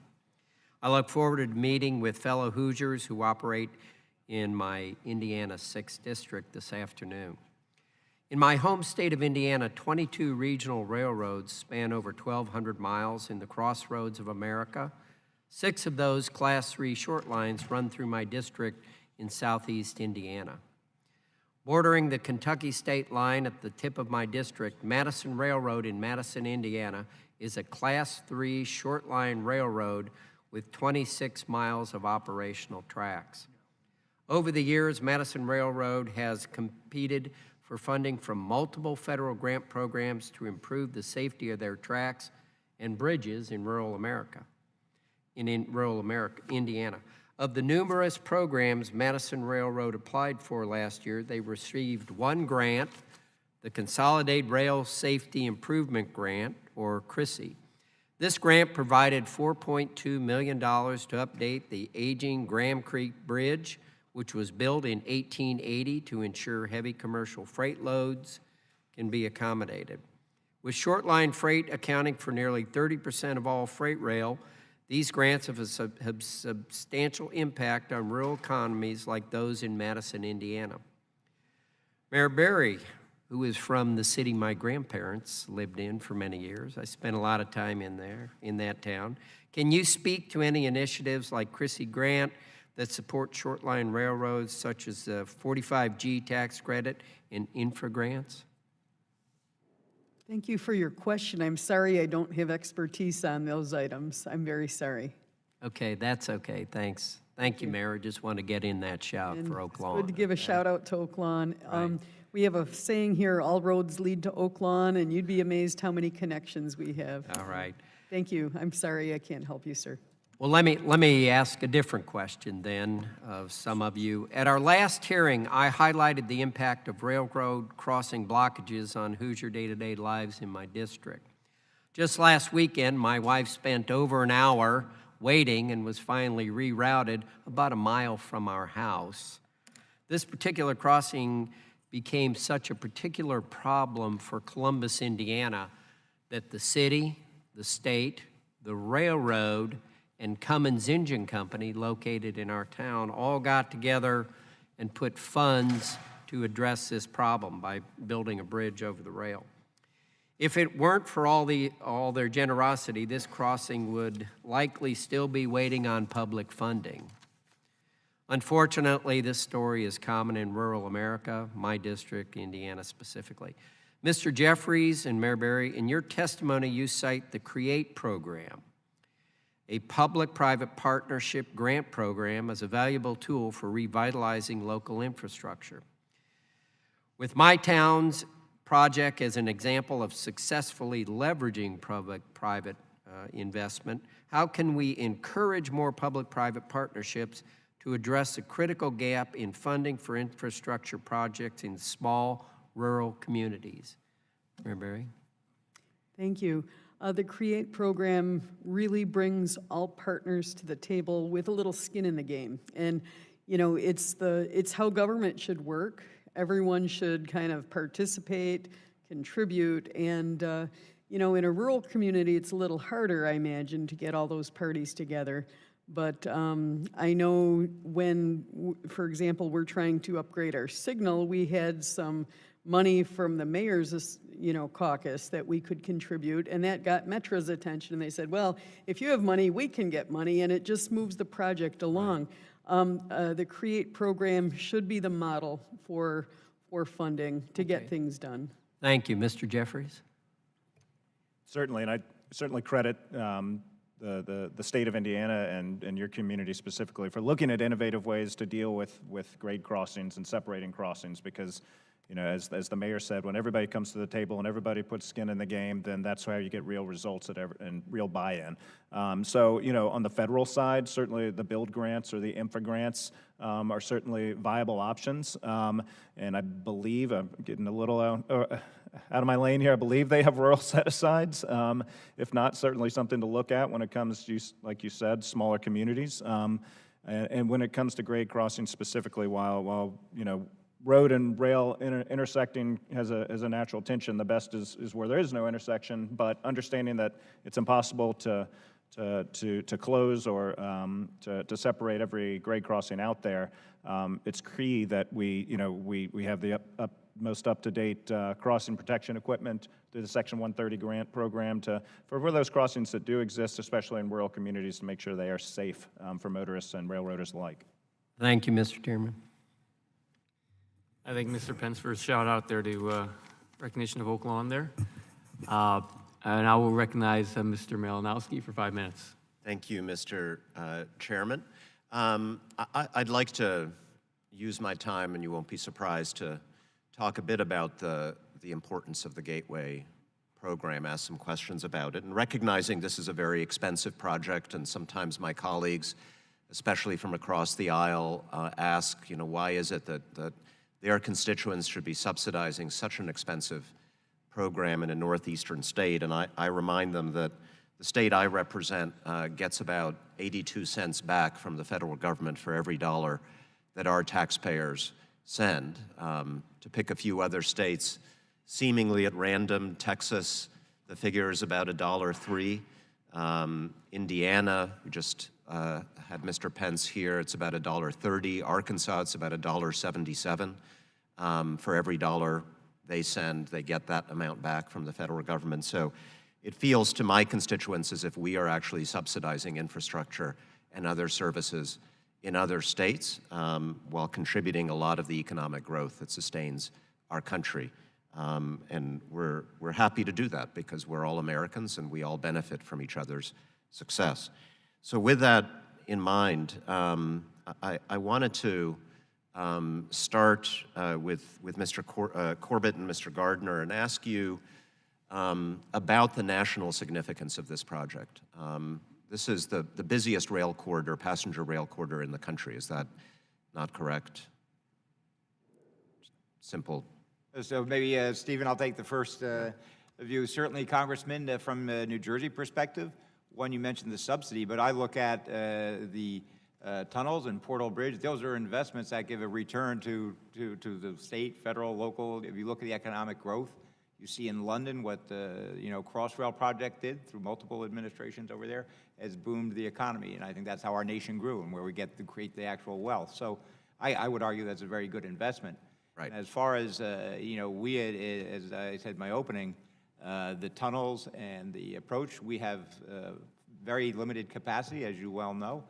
We have 24 trains an hour that can go through the tunnels. We need right now, aside from the safety and the repair and all those concerns for such tunnels, if you think of what happened at 9/11 when we had to close Lower Manhattan, right, the impact, our national impact to our economy. So we are constrained in our growth that we could really be growing, certainly your district, if we had more capacity in those tunnels. So we need the growth, but what on the negative side, what would be the consequence to the regional and national economy if the Hudson, one of the tunnels, one of the tubes failed for a significant period of time, or if there were significant disruptions to traffic on the Northeast Corridor as a result of this? Yeah, I think as the center of global capitalism, New York, we're obviously New Jersey, right across the river, but we're all part of that regional economy, center of global capitalism. We saw what happened after 9/11 when we had a significant adverse impact on our ability to get trans-Hudson capacity. I would think that order of magnitude. Thanks.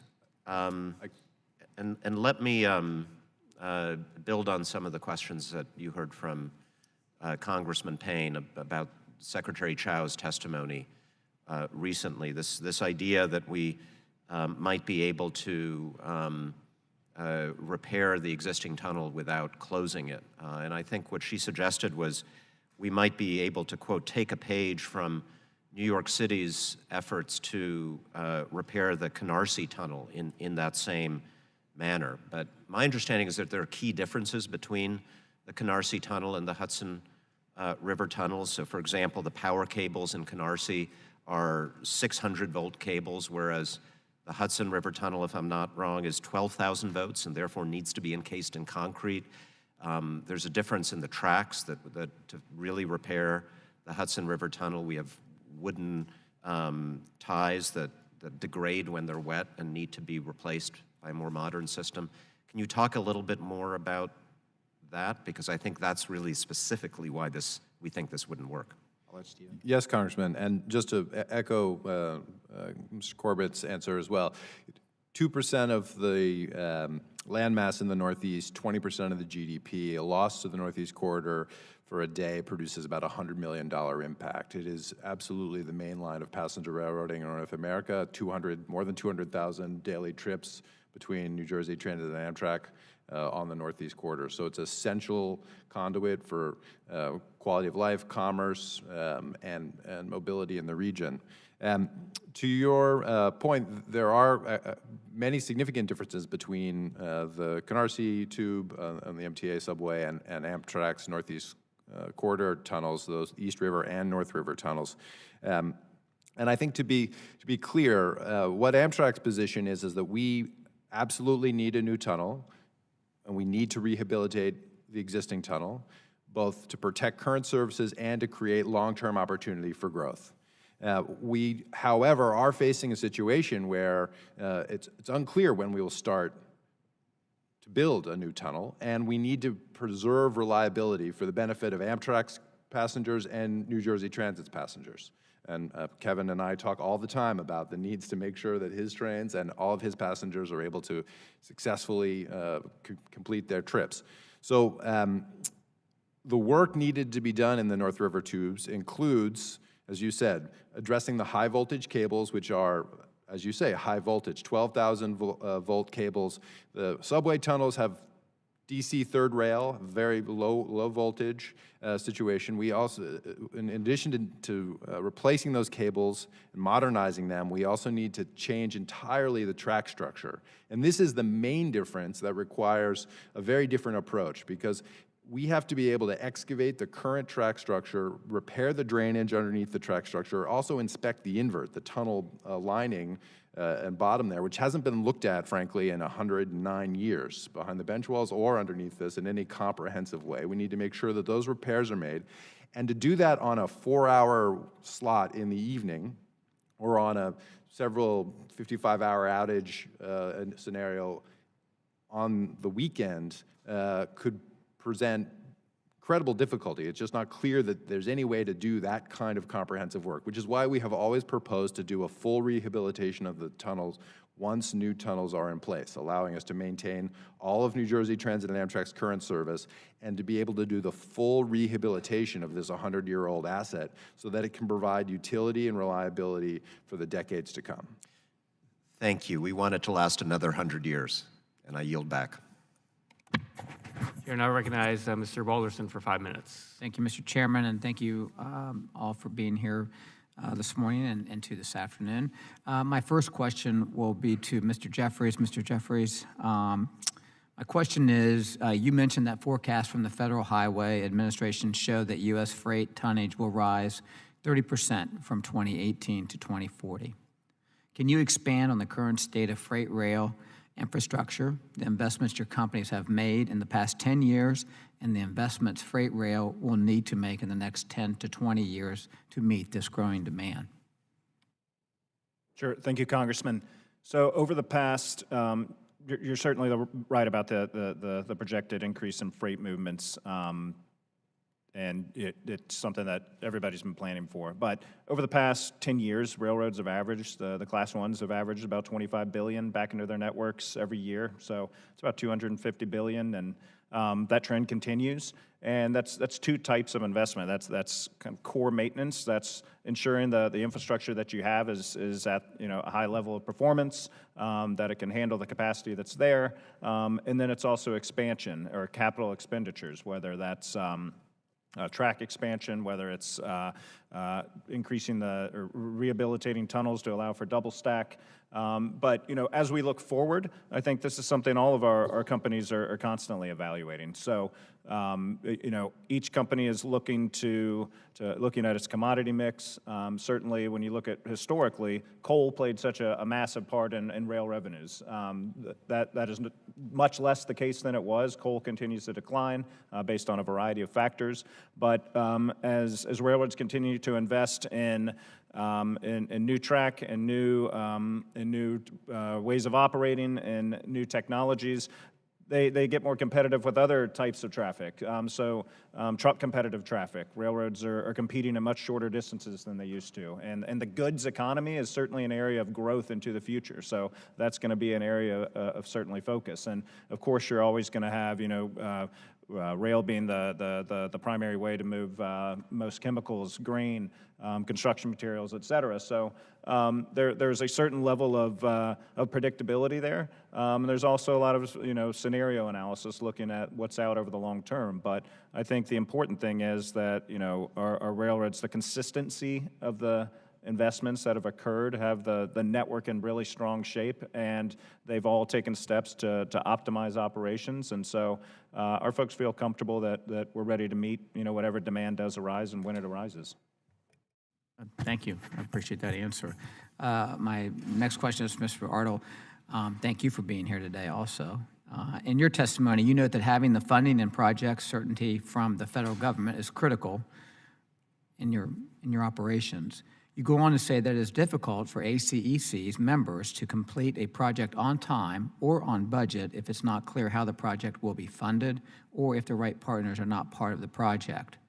I've heard concerns numerous times from my state Department of Transportation, construction, and engineering companies in my district and planning organizations about various federal rules and regulations complicating surface transportation projects. Some of these regulations haven't been updated in decades and can create significant project delays and increased cost. Do your member companies face any similar issues when it comes to completing rail projects? I think one of the largest concern is just uncertainty and timing overall. When applying for grants, if the grants aren't properly funded, each time we have to apply for a grant, we have to go through a series of environmental reviews and environmental paperwork. If that grant doesn't get funded and then we apply again the next year, all that work has to be redone. So clearly on that issue, the ability to fully fund grants and make them available will alleviate a lot of the work up front and could achieve some cost savings over time. Okay, thank you very much. Mr. Chairman, I yield back my remaining time. Thank you. Chair will now recognize Mr. Cohen for 5 minutes. Thank you, Chairman, and appreciate your holding this hearing today and all the witnesses who come and testified. One issue that probably pales in comparison to the tunnels under the Hudson and some of the other issues that have been addressed, but one that I'm concerned about and continue to be concerned about is in my long-standing support of Amtrak, and I've been a long-standing supporter of Amtrak, is the threat to the dining car service on Amtrak. An integral and an iconic part of a passenger train experience that I experienced quite often as a child, a young person, and which many in America appreciate and would like to see continued, and that's part of the experience. disappointing to see Amtrak eliminate this popular tradition on several of its long-distance routes. And while I know transportation and this getting from point A to point B is important, part of it in trains is the experience. And the experience is the dining car and having your ham and eggs in Carolina and all those kind of things. So it's worrisome that Amtrak has done this and continues down what I believe is a misguided path, eroding the passenger experience and therefore hurting Amtrak. We should be working together to make Amtrak more attractive to customers, not just miserable when you go in those dining cars. I've heard from many people that say millennials don't go in there and shun them, but the millennials really like to talk to them. It's one of the few places Bernieites and Bidenites get to meet, speak, learn something. So, Mr. Gardner, Mr. Anderson was against this dining experience. He tried to eliminate traditional dining service on long-distance carriers. When he testified for the committee, he mentioned that the survey market data influenced and justified these changes. When he was asked to follow up with the subcommittee and provide said data, he was unable to do so. Mr. Gardner, what will Amtrak's food and beverage service look like under your new CEO, William Flynn, who I look forward to working with? I think he'll be a breath of fresh air and a provider of good ambiance on the train and food. Does Amtrak intend to restore traditional dining service on its long-distance routes? Thank you, Congressman, and thank you for mentioning our new CEO. William Flynn will be joining the company on April 15th, so he's not yet with us, but will be coming in about 6 weeks, and he certainly looks forward to meeting with all of you. I completely agree with you that part of the benefit of rail is the unique experience, the sort of generosity that I like to think of that we create. We have a more spacious environment, a more flexible environment, one in which the journey is part of the trip. And absolutely, food service is part of this. I would say that we are trying to find the continual upgrade and modernization of our products across our network. We have a 46-state network, a variety of different services, a variety of different needs, and that requires us to continue to experiment and try new ways to meet the requirements and needs of our traveling public. As you are well aware, there's major demographic shifts underway, major population change, and our population of riders is changing over time. And we look to find new ways to attract and meet the expectations and needs of our passengers. That does mean that we have changed some of our service for our single night overnight meal service on our long distance trains. There are, however, almost an equal number of trains for which we still have the traditional dining service. And we're going to continue to experiment and try to find the right mix, the right balance.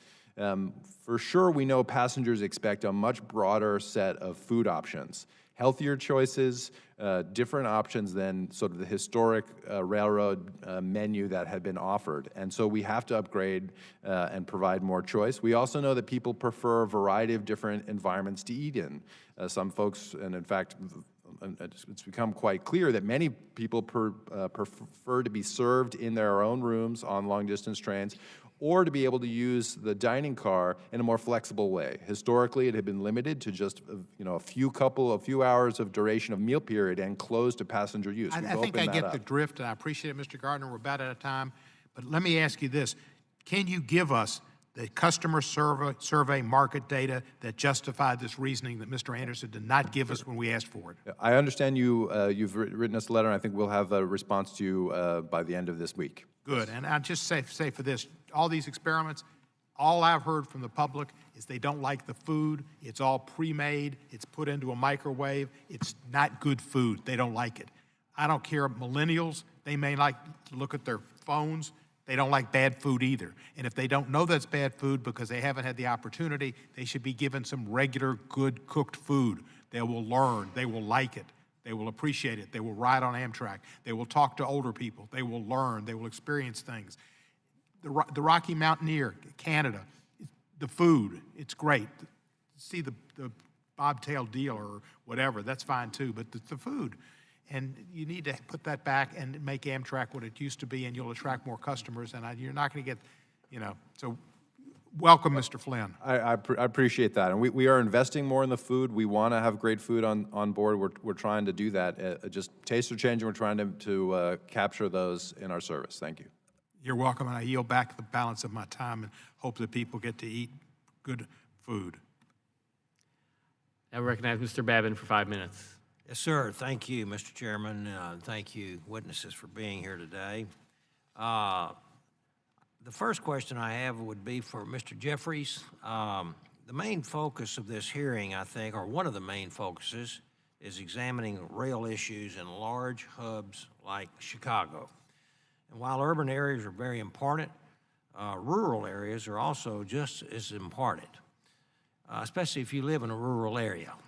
As we look to the surface transportation reauthorization, what are some of the ways that we can strengthen and protect our rural railroad infrastructure? I would like to hear some of your ideas. Thank you for that, Congressman. And certainly, railroading is, as much of a, if not more of a rural industry as it is an urban industry. So certainly serve both areas. So a few things come to mind. Given that the short line rail population is certainly prevalent in rural America, the Congress, did the right thing and extended the short line tax credit for 5 years in the spending bill at the end of 2019. There's an effort to make that permanent moving forward, and I think that makes sense. The results of it are undeniable, and that reaches that segment of the rail industry that certainly needs that help in reinvesting back into its infrastructure. When we look at grant programs, larger grant programs, be it infra, be it build, be it CRISI. I mentioned earlier, I believe they have rural set-asides. I apologize for my lack of in-depth knowledge, but that's certainly an area worth considering. And when it comes to rural grade crossings, the Section 130 program, I think, is critical as well to ensure that those crossings are safely maintained. Okay, thank you very much. Second question for Mr. Gardner. When you prioritize investments, is there a cost-benefit analysis conducted with ridership and economic benefits to the local, state, and federal entities that are involved? Well, so it depends, sir. I would say we obviously, in our capital programming, we receive funds from Congress. We request those funds. We give a list of our priorities. We receive those in two grants, a grant for the National Network, a grant for the Northeast Corridor, and then we go through a detailed capital prioritization process in the company. Our board of directors approves our capital plan. The FRA provides a grant to implement those projects. When we do partner with states and localities on projects, oftentimes, of course, a benefit cost is part of the development of a project. So when we're looking at new service, we'll look at revenue, ridership, economic impact on congestion, mobility, the environment. So those are all things that we would undertake typically. It depends obviously on state requirements, but our decisions around where we prioritize investments are based on our analysis of the benefits to the corporation and obviously our ability to fulfill the mission that Congress has set for us. Great. Thank you so very much, and I'll yield back the balance of my time, Mr. Chairman. Thank you. Thank you, Mr. Babin. Chair will now recognize Ms. Norton for 5 minutes. Thank you, Mr. Chairman, and I certainly appreciate this hearing from which I have learned much, but notice that this is the subcommittee on railroads, pipelines, and hazardous materials.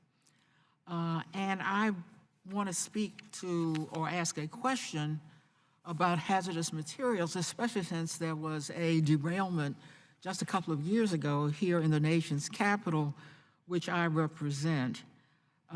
Dr. Burr, you specifically mentioned training for first responders and rail disasters in this context. I was so concerned about a disaster here that I actually put a bill in requiring railroads and rail transit to take the safest route. The only reason I didn't press it is because of regulations which appear to require that anyway. But imagine, what is the safest route in a great big city like this? There really is no safest route if you have to go through the city, and we concede that you do have to go through the city. So this question is for anyone, particularly though for the representatives from Amtrak, New Jersey Transit, and of course the Association of Railroads.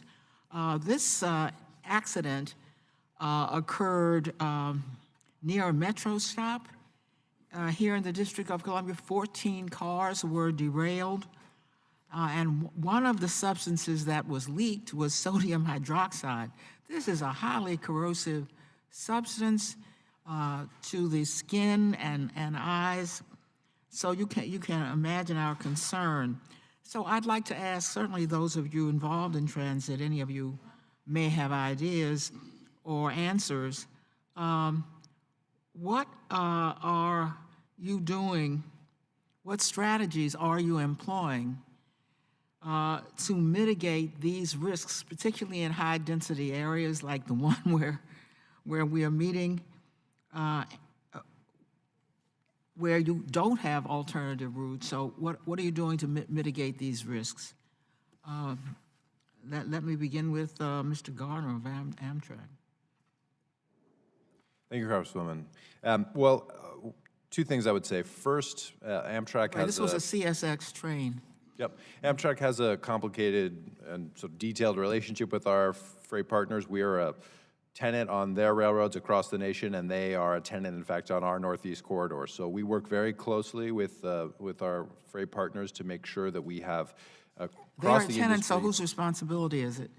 So in the Northeast Corridor environment, where we're the host railroad, we have an obligation to permit freight traffic on our lines. So our responsibility is twofold. One is to make sure that the infrastructure is safe. We have that responsibility, and to make sure through the implementation of positive train control and our safety management system that we are elevating our safety abilities and trying to drive improvements across our infrastructure. The freight railroads have a right to carry their commodities on our railroad, so we cannot restrict or control their routing or the commodities that they carry. But we do work closely with the freight railroads to make sure that we have, for our Amtrak Police Department and our emergency response team, to make sure that we have good coordination and training so that we can respond if things occur.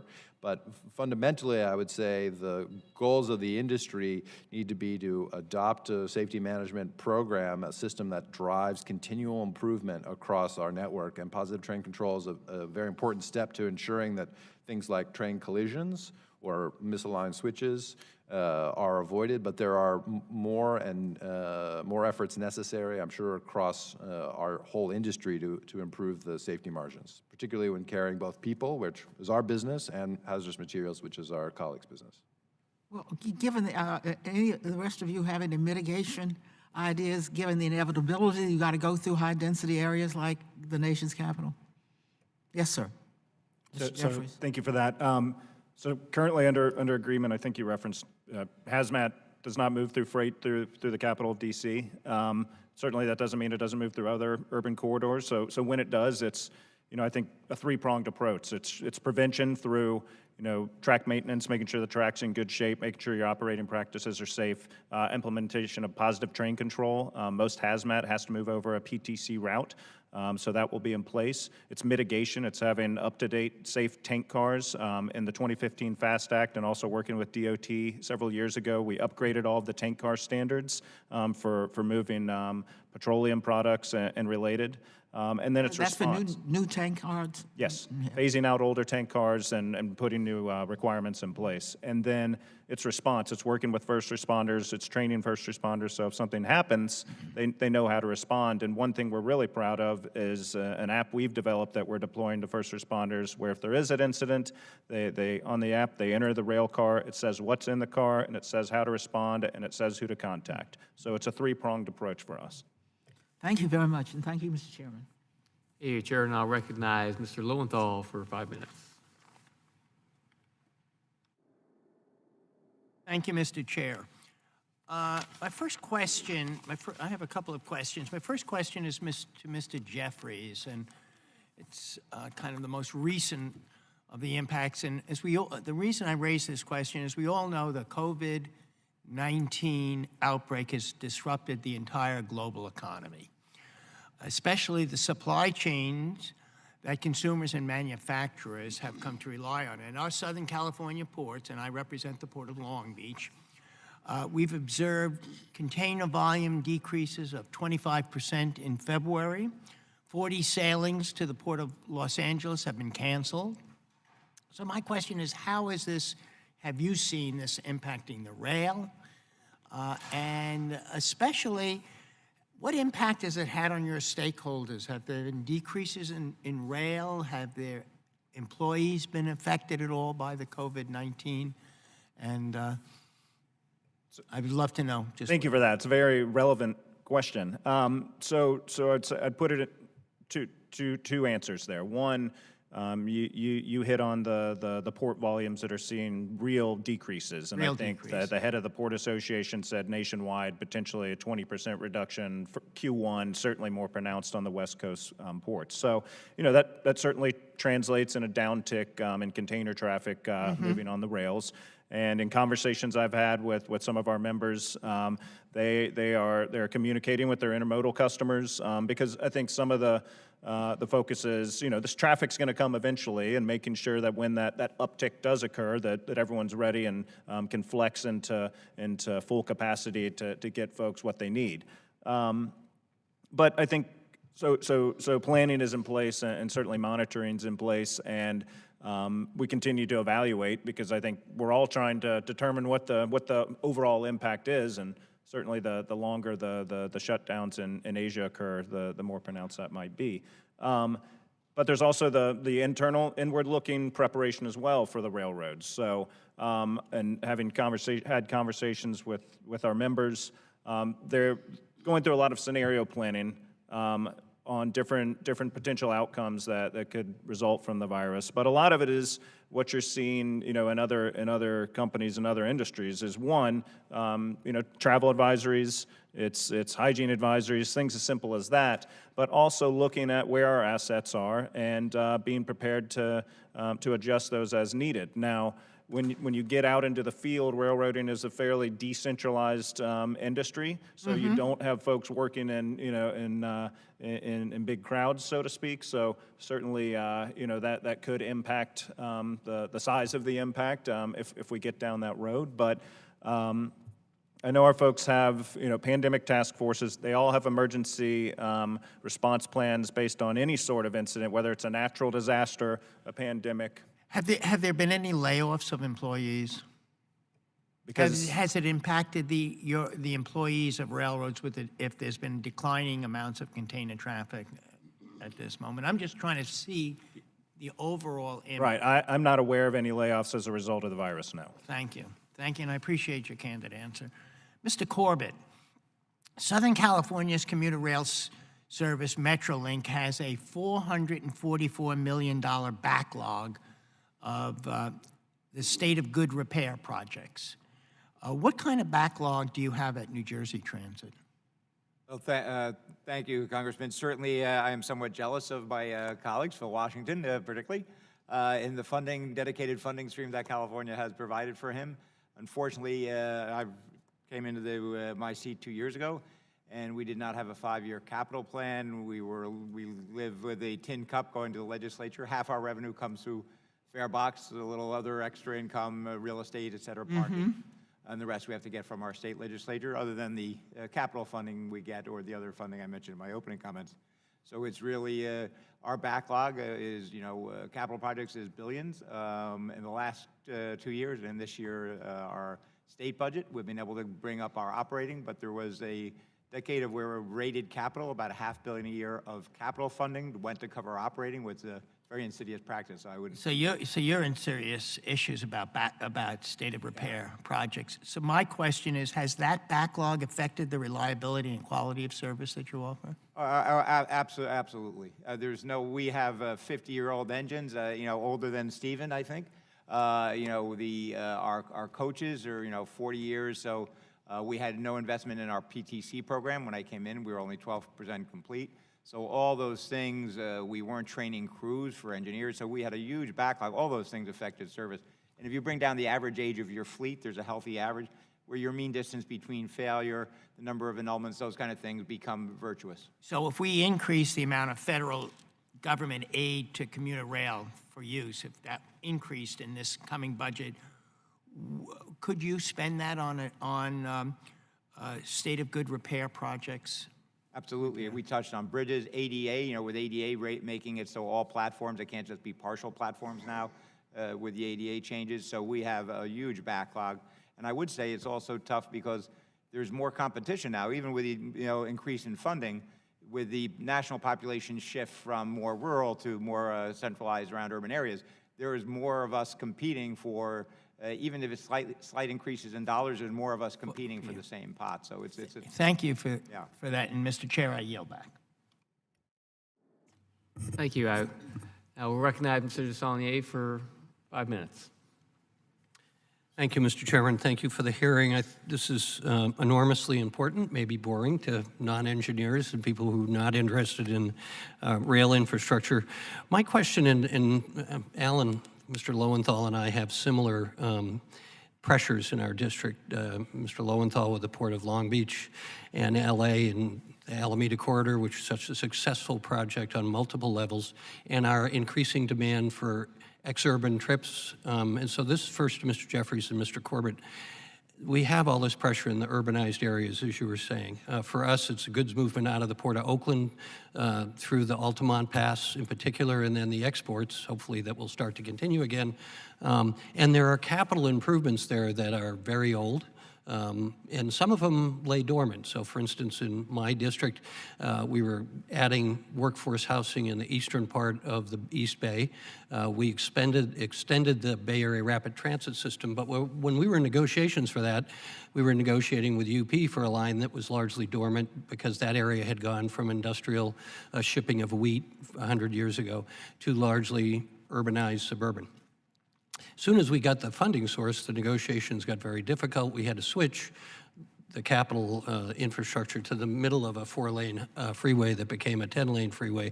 But that added a lot of expenses, and that spur is still empty. Now, I understand I have another issue with Burlington Southern and an old line that used to go into the Port of Richmond, but doesn't anymore through this section, this spur, because it's open space now and it's not going to be industrialized. So my question is, how do we work better knowing that we value both, that there's fixed opportunities in terms of right-of-way and increasing capacity? And I appreciate the comments by Amtrak about the operational coordination, but more about expanding capacity, and that can be in the existing corridors as well as we use technology to move more freight and more passenger rail. I have, in the San Francisco Bay Area, we have 4 of the 10 largest commutes in the country, and that's all people that we want to get out of their single passenger cars and into passenger rail, but we also want to move products. So, Ms. Jeffries, could you talk about opportunities where the federal government could help facilitate what shouldn't really be a conflict in my view, but I understand why private sector wants to hold on and get the best return for their investment on capital resources?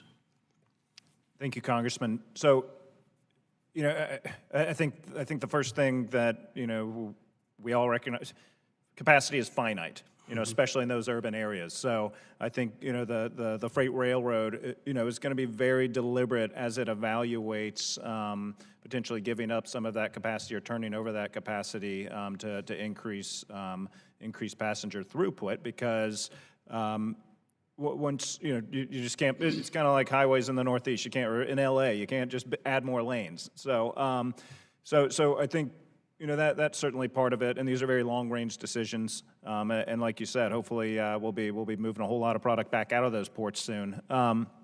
But certainly the federal government can play a role when there is capacity expansion necessary for the public partner by providing that funding source.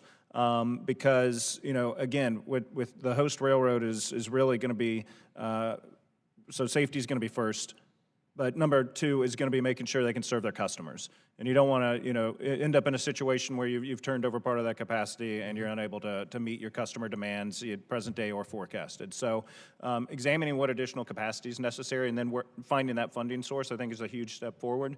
And then none of these are easy processes. We had there's a great story that came out of Virginia here, but it was over several years with the VRE and Amtrak and CSX and adding to the right-of-way and building out some long-term capacity. It's going to benefit everybody. But I think just the recognition that, are there best practices that can be taken? 100%. Money needs to be there for that capacity. And then all sides need to agree about kind of what the outcomes are and what the measure, the service level metrics are. I'd love to have a further conversation. I'm sure the committee staff has had these conversations, but wherever we could at least provide best practices rather than let it go, because there is an urgency both for you to move freight, but for us to move passengers. And maybe, Mr. Corbett, you could just, if you have similar experiences in New Jersey, I'm unaware.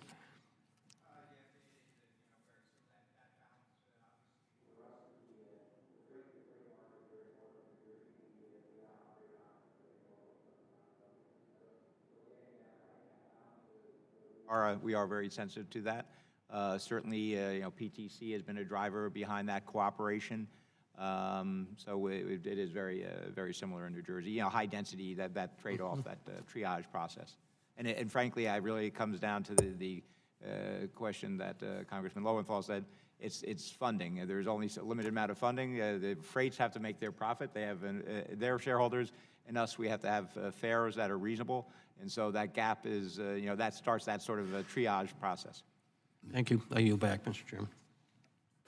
Chair, I recognize Mr. Garcia for 5 minutes. Thank you, Mr. Chairman and Ranking Member Crawford, and thank you to all the witnesses. I'm glad to be joined by 3 witnesses from Illinois today at our hearing. Thank you, Dr. Berry, Mr. Shanahan, and Mr. Ardell for your testimonies. As I've said before, Chicago is America's transportation hub with over 7,400 miles of railroad tracks and thousands of rail crossings. We're quite familiar with rail and all the benefits and challenges that comes with it. Mr. Gardner, I'd like to start with you on Amtrak accessibility. In December 2019, Amtrak charged 2 of my fellow Chicagoans $25,000 each to remove seats to accommodate their wheelchairs. This was discriminatory and unacceptable as conveyed by a letter from our Illinois delegation.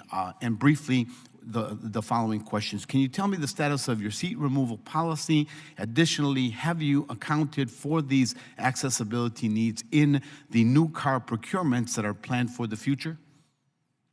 Thank you, Congressman. So to describe that incident a little further, we did in fact have some miscommunication between this organization and our Amtrak staff. What the $25,000 was not a charge for tickets and travel per se. It was the cost of modifying and changing out the interior of a piece of equipment. And that, it turned out, was not necessary for us to be able to move this group. We were able to accommodate them on a train by adding a series of coaches and being able to provide them. In fact, that is our obligations under the ADA, is to provide equipment that is ADA accessible. As we look to the future, we're continuing to work with Access Living to try and figure out ways to meet their needs for their trips. They've been a group with a long tradition of using Amtrak. We want to keep them as good customers, and we are, in fact, meeting our ADA requirements and going beyond them with our new Acela train sets, and as we look to procure additional sets to be able to meet the needs of our passengers consistent with the requirements of the law. Are you reviewing any policies beyond seat removal to avoid other incidents that prevent Americans with disabilities from accessing Amtrak? Briefly, please. Well, we're looking, as Mr. Corbett said, at our access on the platform side to create good additional access for our equipment within the trains to be able to have the right level of width and the right level of seat availability. And these are common across the requirements, including retrofitting additional equipment where we can, that we have today. Your written testimony noted that Amtrak must bring 230 long-distance stations into compliance with ADA requirements. In fact, you've shared or sole responsibility for 387 stations. Yet, as of February 2020, Amtrak reported it has completed all of its ADA responsibilities at only 39 stations. When do you plan to bring all 387 stations into 100% compliance with ADA? So I think our current plan has that being accomplished in 2024. We are, in fact, spending record amounts in achieving our program. We have a program that's developed with the Federal Railroad Administration and required. But it's important to note, Congressman, most of those, or many of those stations, while we have responsibility, we may not have ownership, and we may not have the rights to actually execute the work. So part of what we will be looking for help from Congress is how do we advance projects at facilities we don't own but have responsibility for. Are you investing any revenue, including federal appropriations, in getting stations to meet ADA requirements? Absolutely. We're given $50 million every year through appropriations, and we're spending more than that in the fiscal year. Okay, thank you. Mr. Ardell, you spoke to safety concerns related to block crossings at grade crossings. I, too, am concerned with the safety and also the resulting air quality issues that can arise from idling trucks. I thank Chairman Lipinski for raising this issue earlier. Do you believe that if the federal government could provide a more dedicated funding stream to build grade-separated crossings, we could both reduce block crossings congestion and accidents? And before you answer that, I just want to add, I'm currently working on legislation to create a dedicated funding stream for grade crossing separations. Yes, absolutely. A multi-year program with funding would give engineers, IDOT, the CREATE program, the ability to plan forward for years and provide the proper balance of funding and teamwork and partnership that would be needed to address many of the grade separation problems. Thank you so much. Wow, I still have 10 seconds, and with that, I yield back, Mr. Chairman. Thank you, Mr. Garcia. Thank you for your work in Illinois and on this committee. We want to thank all of our witnesses. We have now run through all the questions, and your testimony today has been very helpful as we head into our last hearing before we will be finishing up the final draft of the Surface Transportation Reauthorization. And your comments today will be very helpful as we write the bill and figure out how best to ease congestion for both freight and passenger rail. This is something that is very important, especially as we're talking about climate change and greening our transportation sector. Rail is a big part of doing that, both passenger and freight rail. I want to ask unanimous consent that the record of today's hearing remain open until such time as the witnesses have provided answers to any questions that may be submitted to them in writing. And unanimous consent that the record remain open for 15 days for any additional comments and information submitted by members or witnesses to be included in the record of today's hearing. Without objection, so ordered, and the subcommittee now stands adjourned.